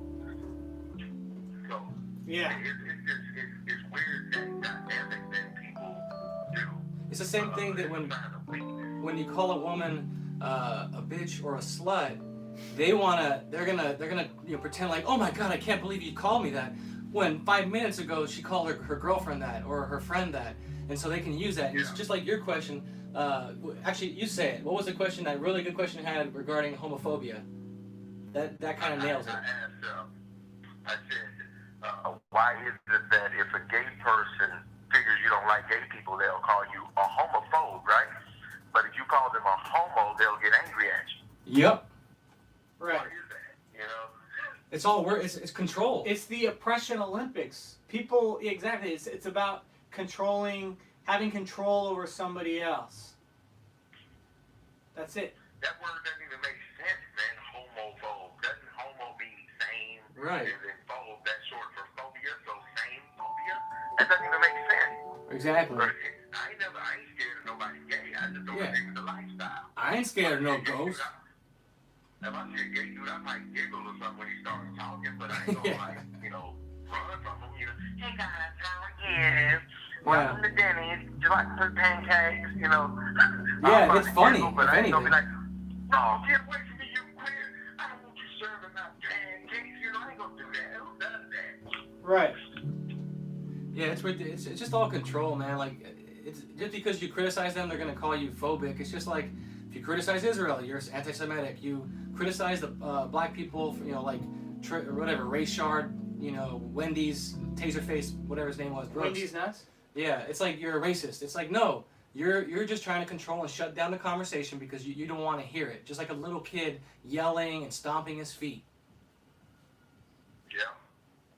And it's kind of like that meme that Donald Trump posted. I think it was put on by, I think it was Conte Duncan who put that meme with it looked like the black baby was being chased by the white baby. And then it was talking about fake news. And it ended up that it was just a doctor's video and it was actually the kids running to each other. Oh, and yeah. and all that. Yeah, I saw that. It's just like that, man. That's how the news is when it comes to racial things. I mean, why do we have so many fake race? What do they call them? Hate crimes? Why do we have so many fake ones? If black people are out here getting slaughtered by white people. Exactly. I mean, and that's the thing. Like, if you bring those facts, and I try and go hard on that my post. It's a 10-to-1 rate. Blacks violently attacking whites in America has been pretty much at a 10-to-1 rate. For every one attack a white guy does on a black man, black people attack whites 10 times. And that number's probably gone up since these race riots kicked off. But if you bring that to a black person who believes in BLM and all this nonsense, they just don't hear it. They take offense to it because they get their identity from the blackness, so that if you talk about a culture as a whole, they're identified with it, so they take it personal. When it's like, I have the same problem with the people that, black friends that are, they're not criminals.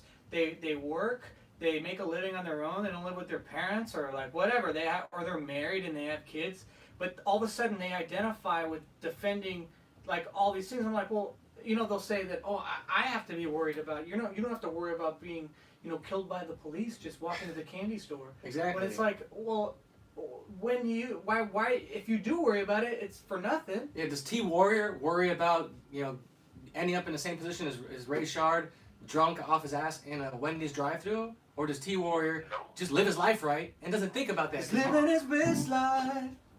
Bro, all I do is work and come home to my family. I ain't getting drunk. I ain't out there, cutting up, because I have people that I'm responsible for, man. So who do I look like as a man going out doing something stupid like that? Like, if I live that life, I deserve the consequences of that life. Exactly. I have to be willing to face those consequences.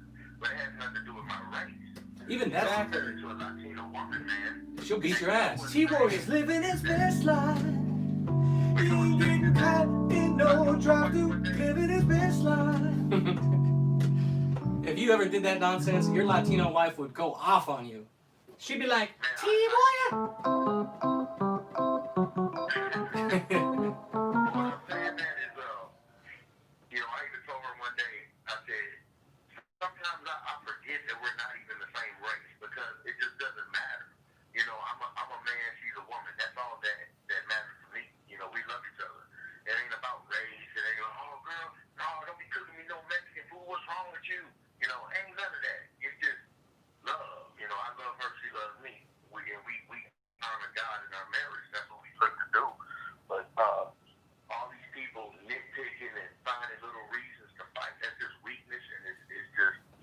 For sure. I remember like 10, 12 years ago, like, I would hang out with, I'd be the white guy in the room, and people would ask me, like, yo, Trev, say those racist jokes.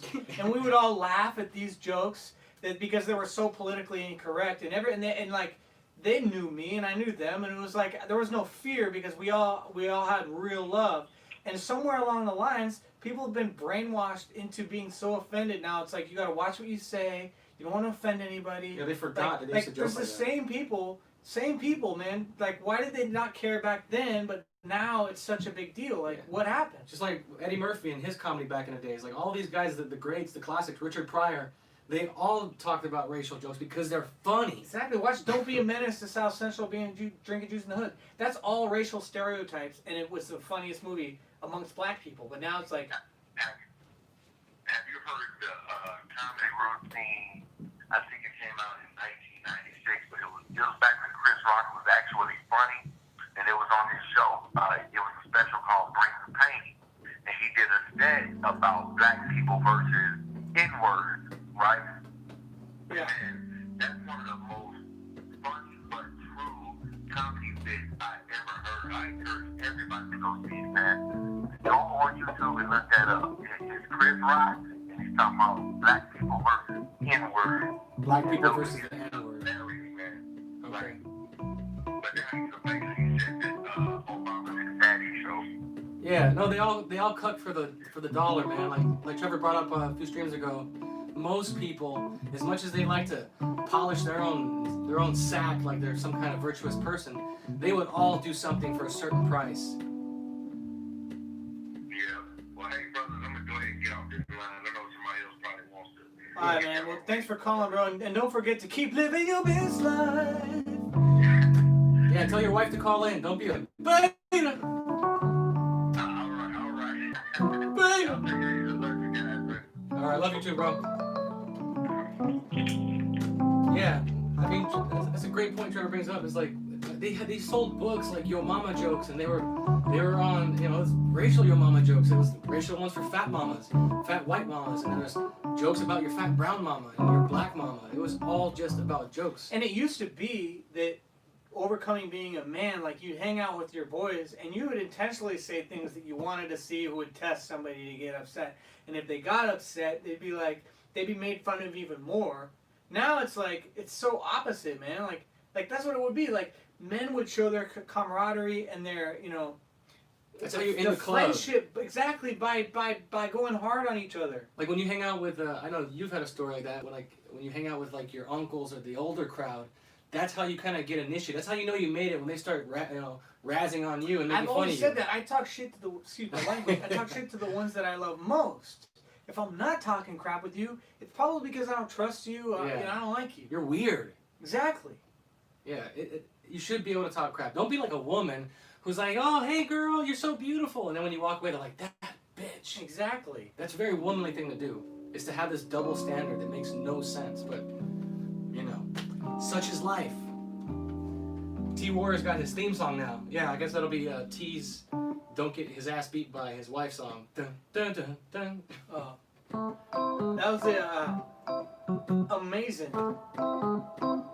That is amazing. Yeah, Queen Butterfly says it. Yup, women highly dislike each other. Amazing. Yeah, women they can be the fakest people on the planet. But I mean, it's not personal. It's just, again, it's if you have faith, you understand why. Men inherited Adam's faults. Women inherited Eve's fault, and they inherited a huge ego, the biggest ego this side of heaven. They hate saying sorry. They'll mess up, keep messing up, then come back sorry, and then mess up again, and then come back sorry. It's just like this up and down. Well, you know what I noticed with women is that women are so willful. Yeah, not strong. They confuse strength and willfulness when people. I did a poll on my Instagram and I asked if they thought willfulness was strength, and like 80% or so said yes. But willful is like you need to force and impose a situation to make it come out, in an expectation what you want. They're going to try to, have a plan in their head about what they want, and then they're going to try to manipulate that situation, and it's willful. Who's this? And there's no room for God's will to be done. All right, this is Kevin from Chicago. He's American. How y'all doing? Good. How you doing?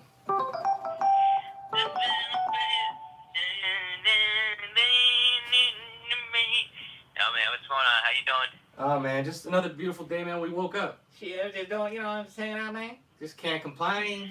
Really can't complain. I tell you what, Boy, I tell you what. while everybody's fighting over here, guess what's going on over in Israel? Israel. What's happening in Israel? They're getting paid. They're annexing more land. Oh, really? West Bank or Gaza? West Bank. Not surprised. Not surprised at all.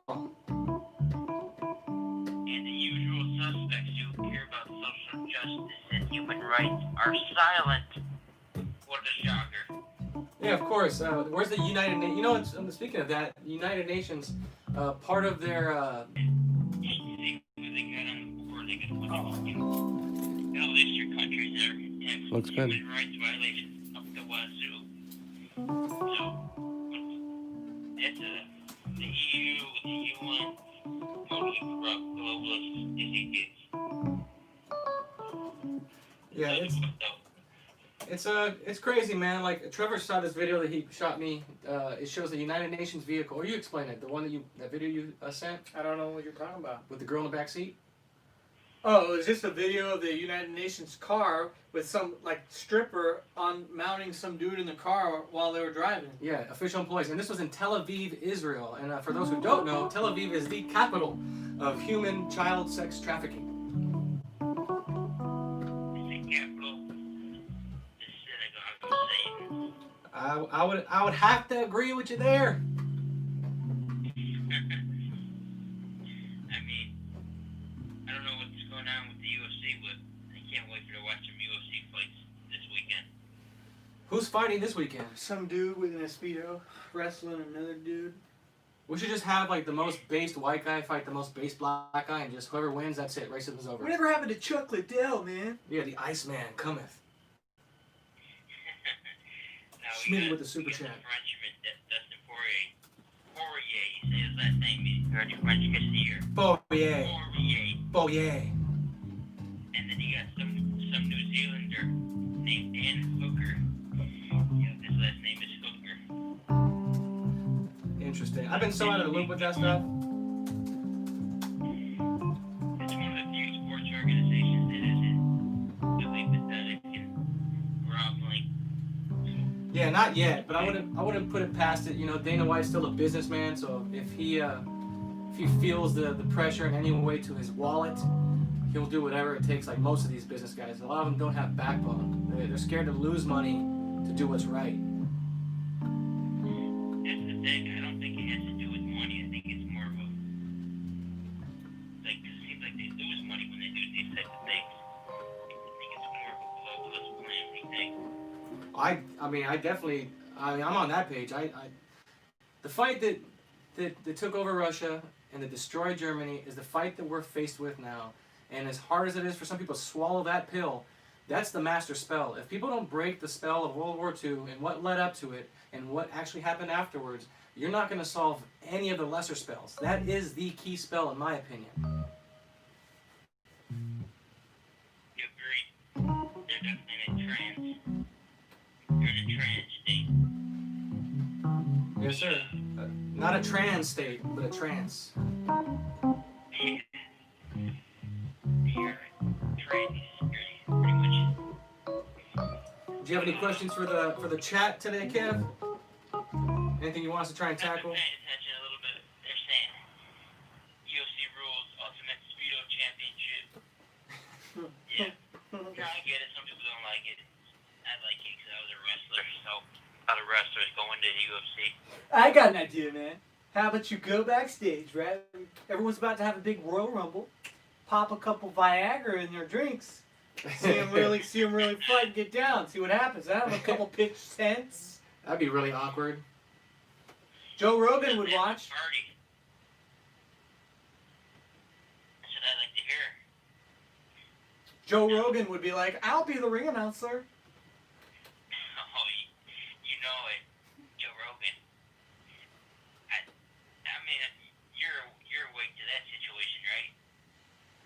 Joe Rogan? Yeah, dude's got the spirit of a woman. That dude is a $3 bill. Yeah. And I always notice that he's always trying to like be in the gray area where he's like, I can't be over here. I just want everyone to like me right here, and I'll just be agreeable to all the guests. Yeah, it's what women do when they're dating. It's that forced compatibility that Trevor. Chameleon. Chameleon, exactly. You want to come off a certain way, they're gonna hype up their body count. Like no girl's gonna be honest about her body count. When they tell you, they're gonna be like, oh no, I've only been in long-term relationships, and only 3. I've never had one-night stands. I've never done all this other bang other stuff. So, it's that same ego, and it's not the actual girl. I mean, everyone's identity that you're born with. You were born with a clean spirit, but it's the one that you took on through childhood that ends up just screwing you over, and you lie through your teeth. Joe Rogan plays both sides to a T. He knows what he's doing. Oh yeah. He's a slut for money. Yeah. And he does it in just a way where it makes you think he's an individual with his own ideas, but it's such a sneaky way. Exactly. He's got handlers. They know how. Oh, we're gonna take this stand today. I think on this subject you should kind of go toward. That's my opinion. I think it's his advisors to tell him which narrative to push and stuff like that. And whenever it's gonna get into like, all right, I'm gonna say something about what I think about it, he always kind of shifts the conversation over.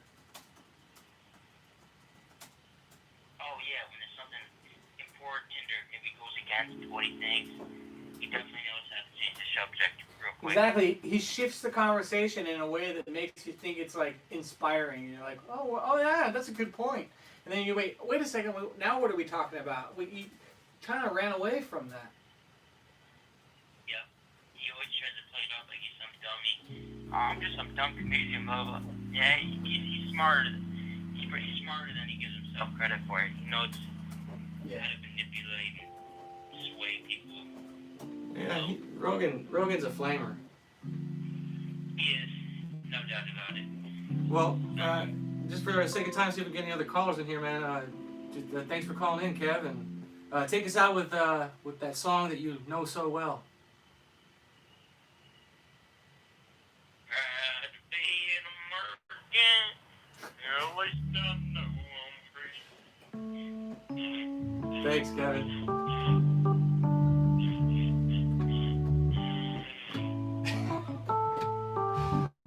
Later, buddy. No, it's not hate. Who said that? Marty White? No, Mickey D. At least I'm It's free. not hate for Joe Rogan. It's just recognizing the snakes in the grass. Yeah, I don't hate Joe Rogan at all. I don't hate anybody. I still watch some of this stuff because sometimes he has interesting guests. But there's nothing hateful about criticizing or calling something out when you see it. I don't have any ill will or hate towards him at all. Yeah, you don't wish harm upon him, but No. you're not gonna pretend that you don't see what he's doing. The dude is a snake, But yeah, there's some interesting guests, But he's something else, that's for sure. Yeah, if I'm able to observe and see it, that means I've watched enough of them. What's Kevin drinking? Kevin is drinking a big fat cup of America. Rogan doesn't really come up where at with least I know I can pee. Yeah, I don't know. Rogan's Rogan. He's just another puppet like most of these celebrities. I agree that what Marty says, he is a pretty good ringside announcer. I like the fights. He's not bad at that. But, other than that. Mickey, what was your question for Trevor? I think he was asking, should women be singers? Why not? Yeah. I just think they should not be soldiers. They should not be police officers. They should not be presidents or vice presidents or any really leadership position. If you have to lead men, it should be a man, not a woman, at all times. The problem is not should women be singers. It's just that being a singer doesn't matter anymore. Being an art in itself, in general, does not matter anymore. It's just used to sell sex and to create characters that you fall in love with. Also, you can make money. And, look at Lizzo or whatever, right? It's not about music or, it's about creating a culture and identity that people can latch to. And it's about what did she post something about the Juneteenth thing or something? The She was Jesse Lee Peterson? butt naked on a staircase, like butt just naked with all long her hair, fat. long hair like is covering her nipples, sitting there talking about Juneteenth or whatever. You can see her roll. She had more rolls than a bakery. Like that's not a singer, like that's not an artist. That's somebody who's achieved a platform by selling their soul because they're like, well, I'm willing to do anything, right? And they like to shock people where they're like, what's the most extreme thing I can do to where people are going to be like entertained by it? And it doesn't matter that they're leading people totally into hell. It's like, so when you ask, should women be singers? It's like, yeah, women should be singers, but the whole industry is messed up, man. It all comes down to, you just got, it's your character. It's just like religion. Religion is not evil or wrong, but it's not good enough just to have a religion. What matters is the religion is reflected in the character of the person. If you have crap character, you're a snake, you've got ego, it doesn't matter what you do. Like everything you do is tainted.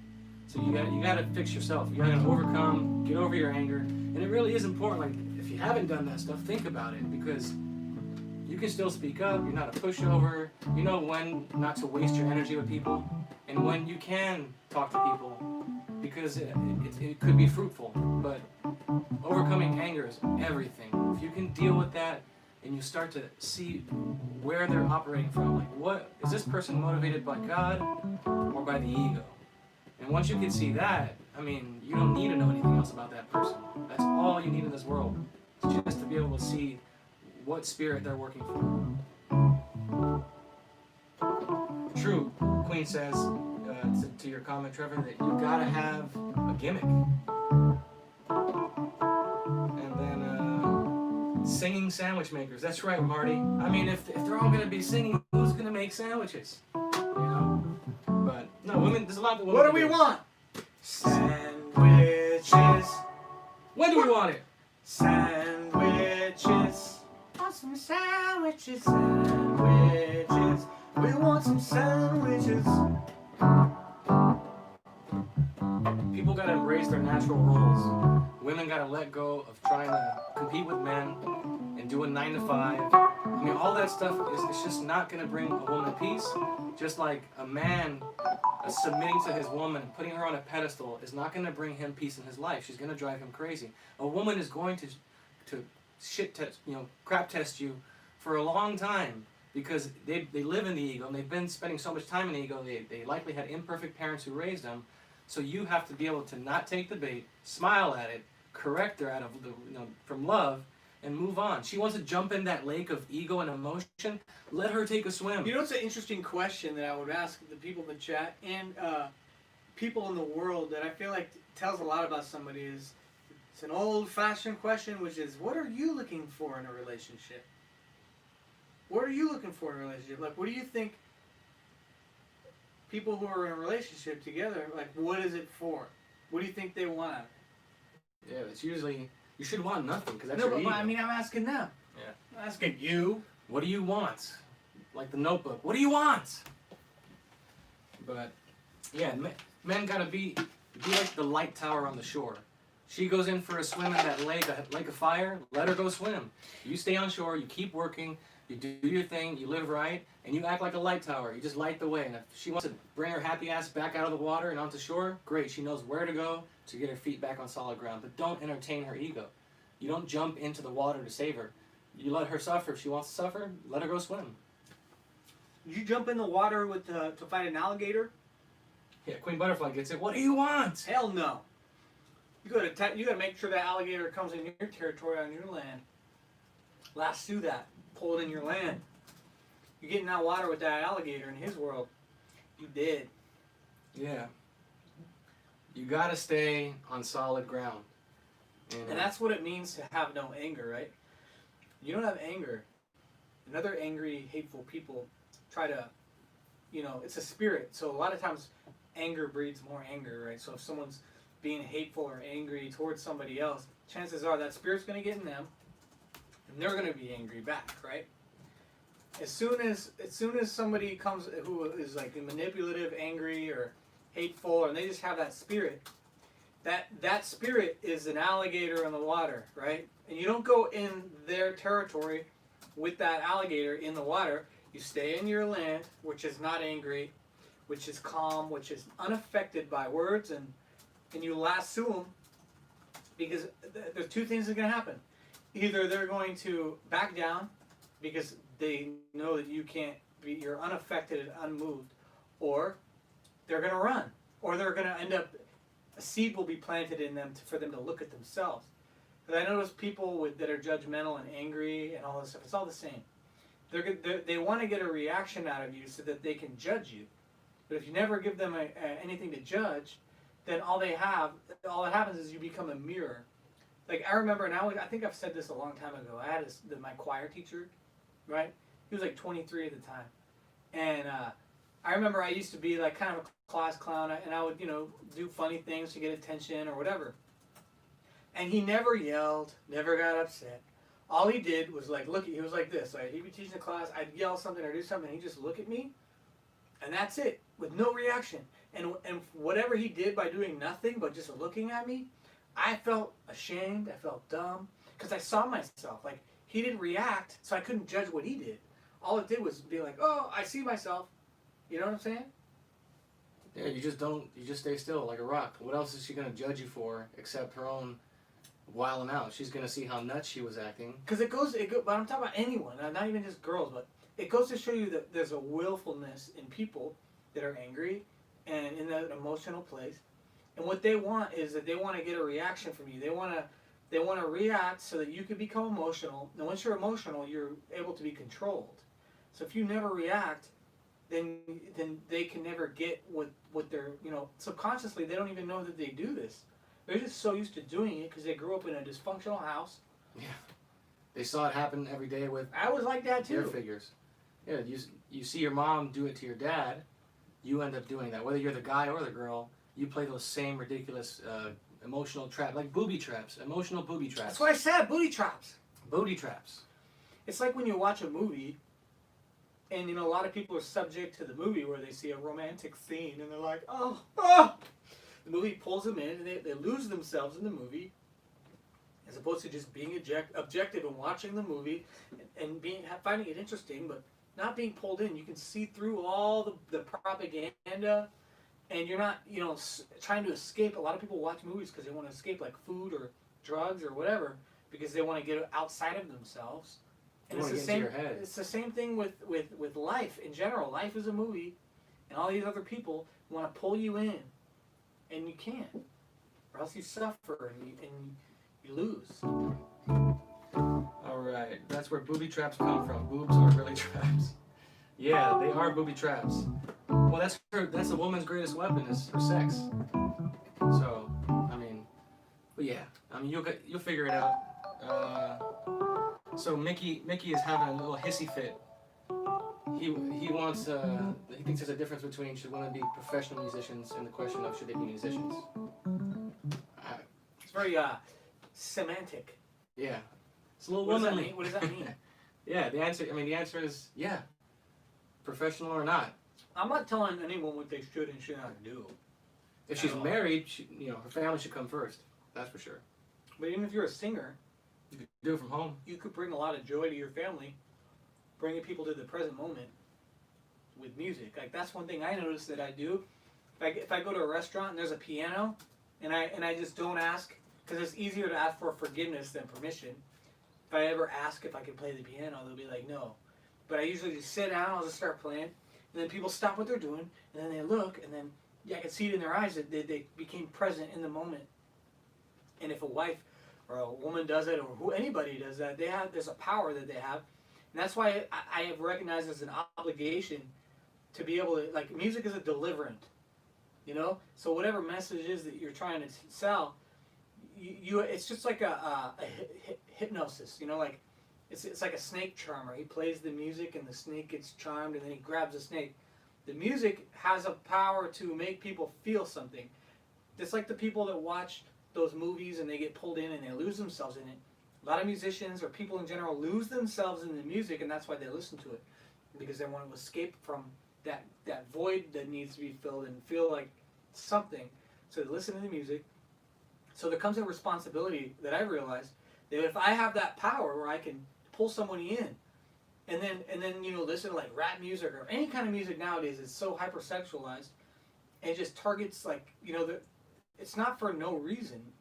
It's because music is a deliverant, and then they send this message in there, even if it's a joke, right? And you're like, I'm listening to it, and it's funny because I get it. I get that it's like it's bad, but enough it goes into you, it brainwashes you. Yeah, and historically, music was, in some cultures, like in Islam, they banned music in a lot of ways. I know that there is some who didn't, but I've read plenty of cases where they didn't want it because of that exact thing. Music could be used for evil, as we see now with the state of hip-hop and music in general. The beat and the rhythm gets you in that state, get your brain waves in a certain area, and then the words and the lyrics come in, and based on whether they're good or evil, is going to stick in your head. Because music takes you away, it brings you to the present, but at the same time it also brings you into your imagination simultaneously. So music will make you feel something, right? You'll react, you'll feel, and then you'll think. And it's taking you away from the present moment. And then subconsciously things get into you because that's what hypnosis is it's like, oh, watch my finger, right? And then you're looking at the finger, and then you're saying something, and something is going in the air while they're not really focused. Their subconscious hears it. All that stuff's happening with music. It's pretty crazy. Yeah, just like in movies, you can see it with trends. Whatever a singer does, or a celebrity, or an actor, whether it's in a film or in some promo, people take that and they make it part of their identity. They'll start talking like them. You look like them. Little girls will dress up like their idols.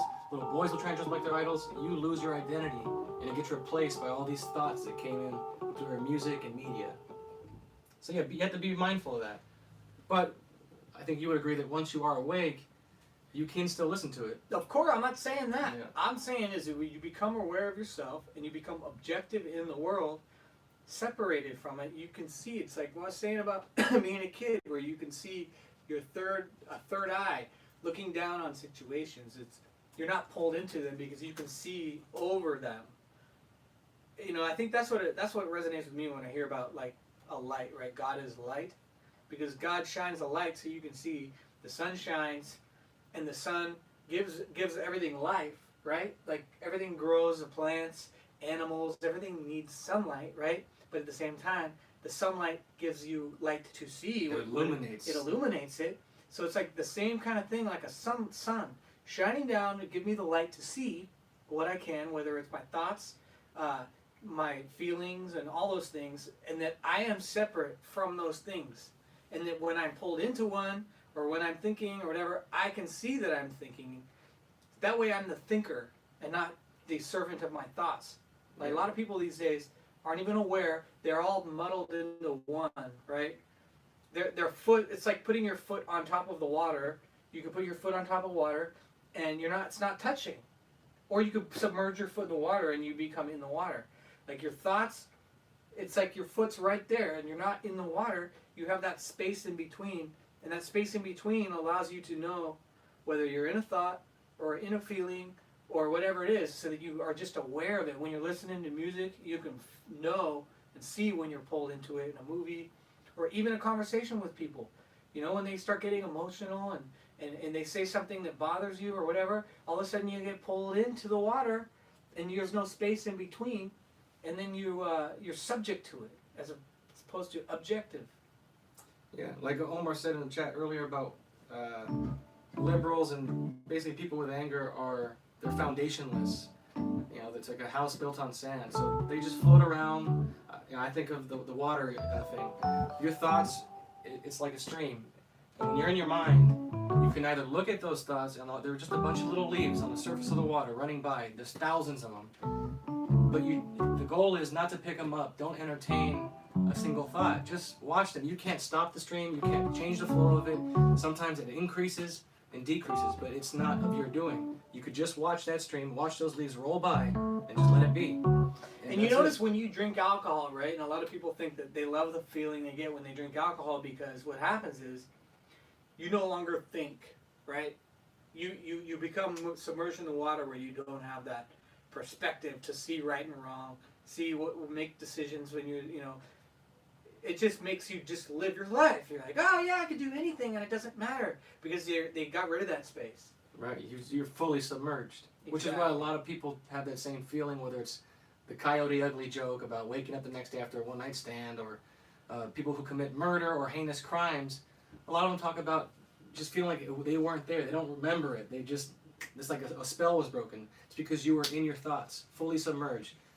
Then you climax, whether it's a one-night stand or you did somebody wrong and killed them, and boom, that your thought is gone, and now you're left with the present moment that you just did something ridiculous. Because if you have that space and you do something that's the wrong thing, right? Then all you can do is know that you did the wrong thing. Otherwise, you feel guilty, and then you feel guilty about feeling guilty, and then it's this spiral of guilt. And because you're playing God, and you have this feeling about it because you're judging, and it sucks. Yeah. It's one thing to not judge others, but some people forget to not judge themselves. And it's easy to fall into that trap. Judgment is judgment. Yeah. And the best thing is to realize when you're wrong. And that's fine.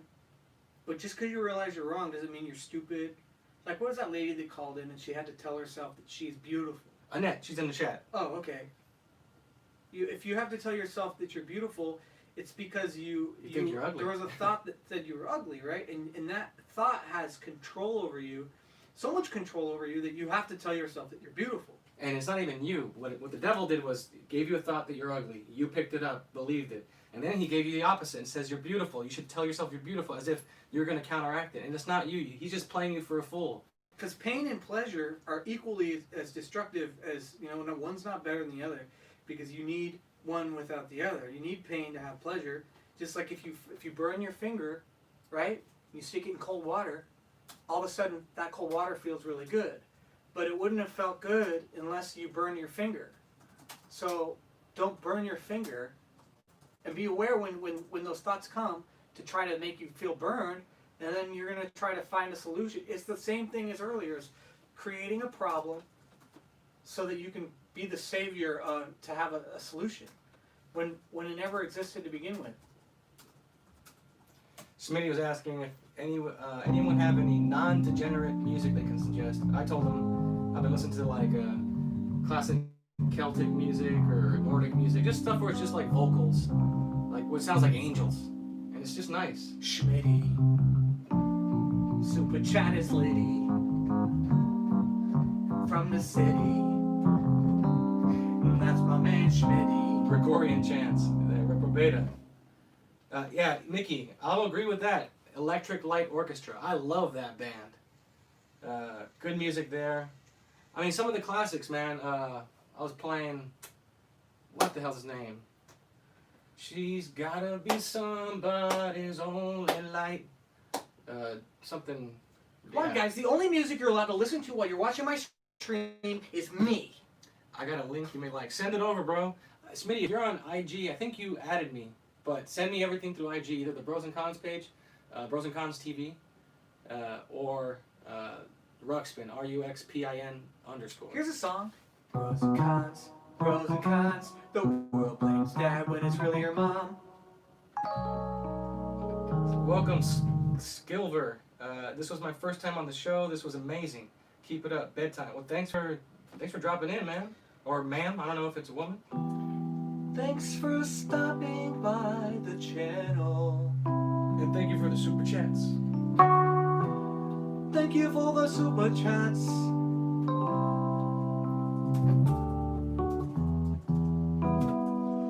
I will always love you. Jackson Brown. That's the guy. Somebody's baby. Yeah, listen to classics. Motown. I love Motown. They're super beta songs when you think about it. The guy's begging, like I love this Temptation song, Ain't Too Proud to Beg. Oh yeah. Literally, he's begging her to come back. And all the music I've ever put out in the past was before I really woke up in my life. So I got a lot of beta songs out there. But if you can get to know yourself and be objective, you can listen to anything really. Of course, there's certain things that you won't want to listen to because you just know it's just like, man, it's totally too dissonant with the harmony I have in myself. It'll put weight on you and you don't want to listen to it. Like that's how it is for me. I used to love listening to rap. all that stuff. And now there's some things I like, but for the most part, it's this fraud. It's that identity thing, right? Where the song is this identity that you would identify with, and it makes you feel like somebody, whether it's a specific genre or whatever. And so there's certain things that I don't gravitate towards anymore. But you can listen and watch anything, as long as you're able to be objective and to notice when you're pulled in. Yeah. What was I gonna say? Shit, I just lost my train of thought. Oh yeah, you gotta guard your heart and your soul. You can't listen to just because you wake up. It's the same idea. Don't surround yourself with people who are operating from anger, because it will wear you down. That line between reality and your thoughts will start to get blurry again, and you're gonna find yourself getting emotional, getting worked up, having your soul stirred. You need to keep those people away, keep that energy away, and guard it. You're trying to keep that fine line as clear as possible, so that you can tell when you're on the edge of jumping into your thoughts, so that you don't take the bait. So listen to wholesome stuff like Schmitty had some Celtic thing I want to check out, but you just gotta listen to good things, put some good ideas in your head. But either way, don't get emotional about it either. Don't start crying like Bubba Wallace. Well, if there's any last callers, the number's open. Marty, not you. You already called in. 818-308-5559. Primal Barrett, it's hard for me to watch movies nowadays. I start criticizing and mocking it. Yeah, I mean, So why?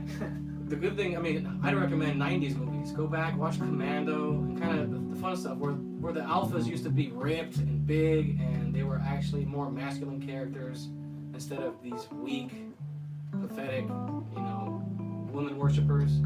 You'll still find a lot of stuff like the Doubtfire analysis you found. The old 90s movies, they always portray the dad as this working father that doesn't have time for the family, that, the kids are, upset with the dad because he's never home and they just want to spend time with their dad, and the mother's the one trying to keep the family together. Watch those old family 90s movies. It's crazy to look back on it now that I can see clearly, objectively, because I'm the same way. When I watch movies now, I don't get pulled in where I forget, like, oh, wow, man, it was really touched me. It really moved me, Like, that's one thing I like about Trump, is that you can't move him. There's nothing a reporter or someone can do or say about him that's going to move him where he's like malleable, where he's going to conform. And of course, there's little things with this COVID stuff, but for the most part, he's not like that. And when I watch movies now, it is more fun and entertaining, because the whole reason you're going to watch a movie is because it's interesting, it's entertaining, right? So it's entertaining for me to watch it and break it apart, just like music. If I hear them, I'm like, oh, the bass is doing that, the piano's doing that, whatever. There's a synth sound playing this or that, and then the lyrics. Everything's a little piece that puts together to create a flat image. And you watch a movie, it's the same thing, especially looking back now. You can see all the propaganda, all the little motives that they put in there to try to make you, subconsciously just thinks that's just the way it is. Yeah. When it's not, it's that them trying to lead society, lead you to believe it. Like River Wild, we watched that one a while back. It's like you look at that, and the main character in that one is Meryl Streep, and she's this working mother. She's like she was this outdoor accomplished rafter, like way more masculine than her husband. And her husband's always working, and from the jump, the beginning of the movie, he's portrayed as not being home. He gets flustered and frustrated like a woman, and she's just hyper masculine and calm and logical. And you see that trope or whatever repeated throughout all these movies. And when he does stand up to be a man, it's like he's gonna look at her like, oh, here's my chance to make her proud. Like he's the boss, but because she's the boss maker, she's the one. She allowed him to be the boss, and you can see through it all. River's Edge is another good one. Thanks, Marty. I don't think I've seen that one. The Van Damme movies, of course. Predator, Rocky 1 through 4, Over the Top, Conan. Yeah, I mean, all those good stuff. Or I like the group of kids movies, those coming of age stories like Sandlot. Stand By Me. Stand By Me is amazing. But you see, that's Y'all a good one see too. A dead body? The main character there, he's a angry kid, lost his brother, and his parents were jerks, and they wouldn't like him in the room. You know, there's another 90s movie I just watched, Jumanji, right? The dad was like this rich, pompous guy who was just mean to his kid and the mom, and he was a jerk to the mom. These 90s movies are all like that, and it's by design. Why do you think we're where we're at now? Yeah, and then the next question is, who owns Hollywood? Who owns our media? You know, Schmitty knows. He knows what I'm getting at. And if you don't know, I highly recommend you guys watch Europa: The Last Battle. That is Europa: The Last Battle. Hey, don't say Europa because Bubba might get upset. Might get offended. Yeah, if you really want to break the biggest spell in history, you should watch Europa: The Last Battle. And at the end of the day, no matter who controls the media or whatever, it's like the only thing is the goal is to be objective, to be able to see. But once you can see, it doesn't have power over you. You don't become resentful. You don't become hateful. You don't become angry. You just see it so that you can see what to do to prevent your own life, to protect yourself.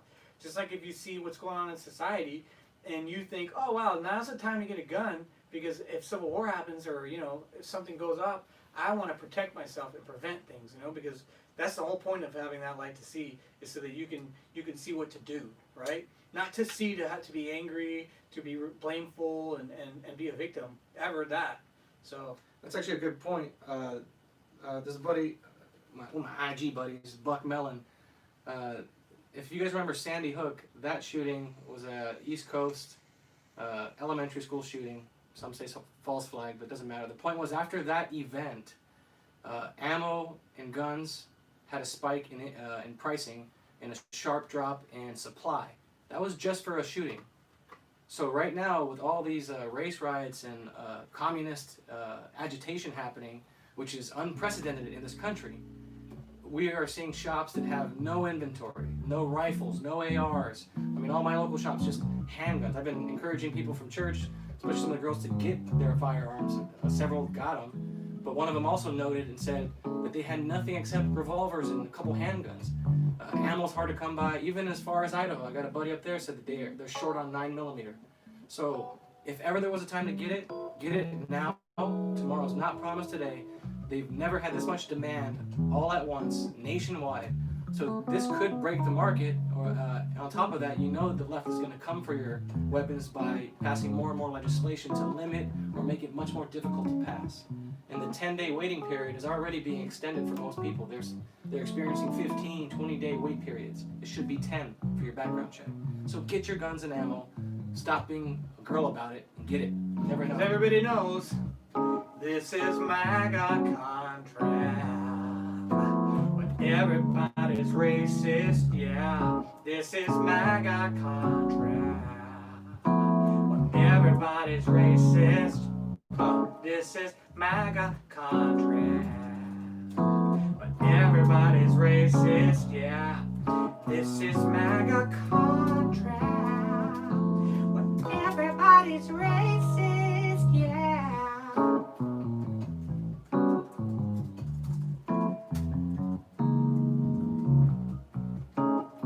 Little cover up by Juicy Smollett. Smollett. Featuring Bubba.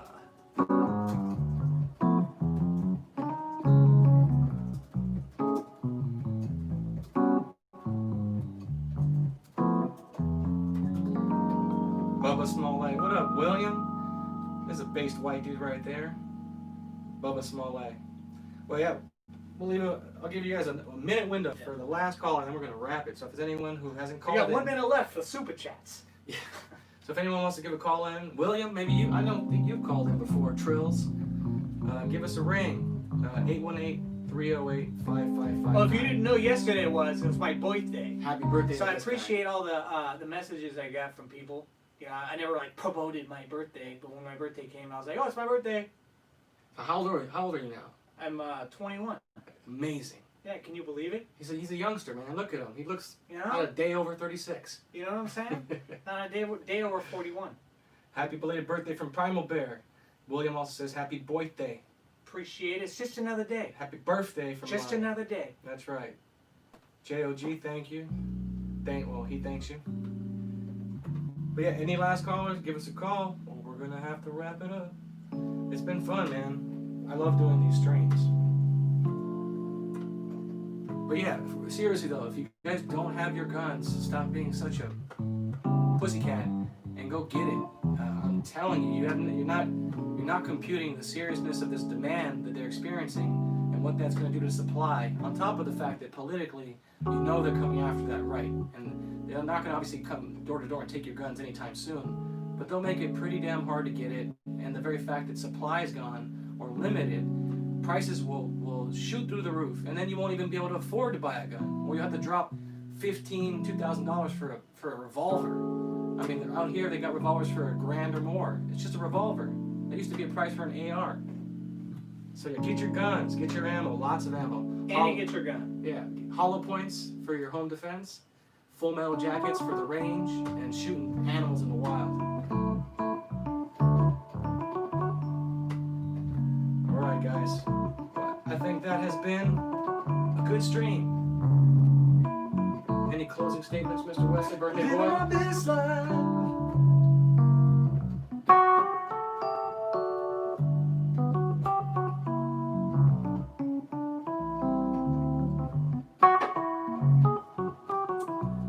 All right, guys.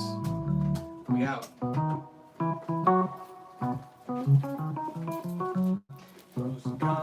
Pros and cons. The world blames dad when it's really your mom.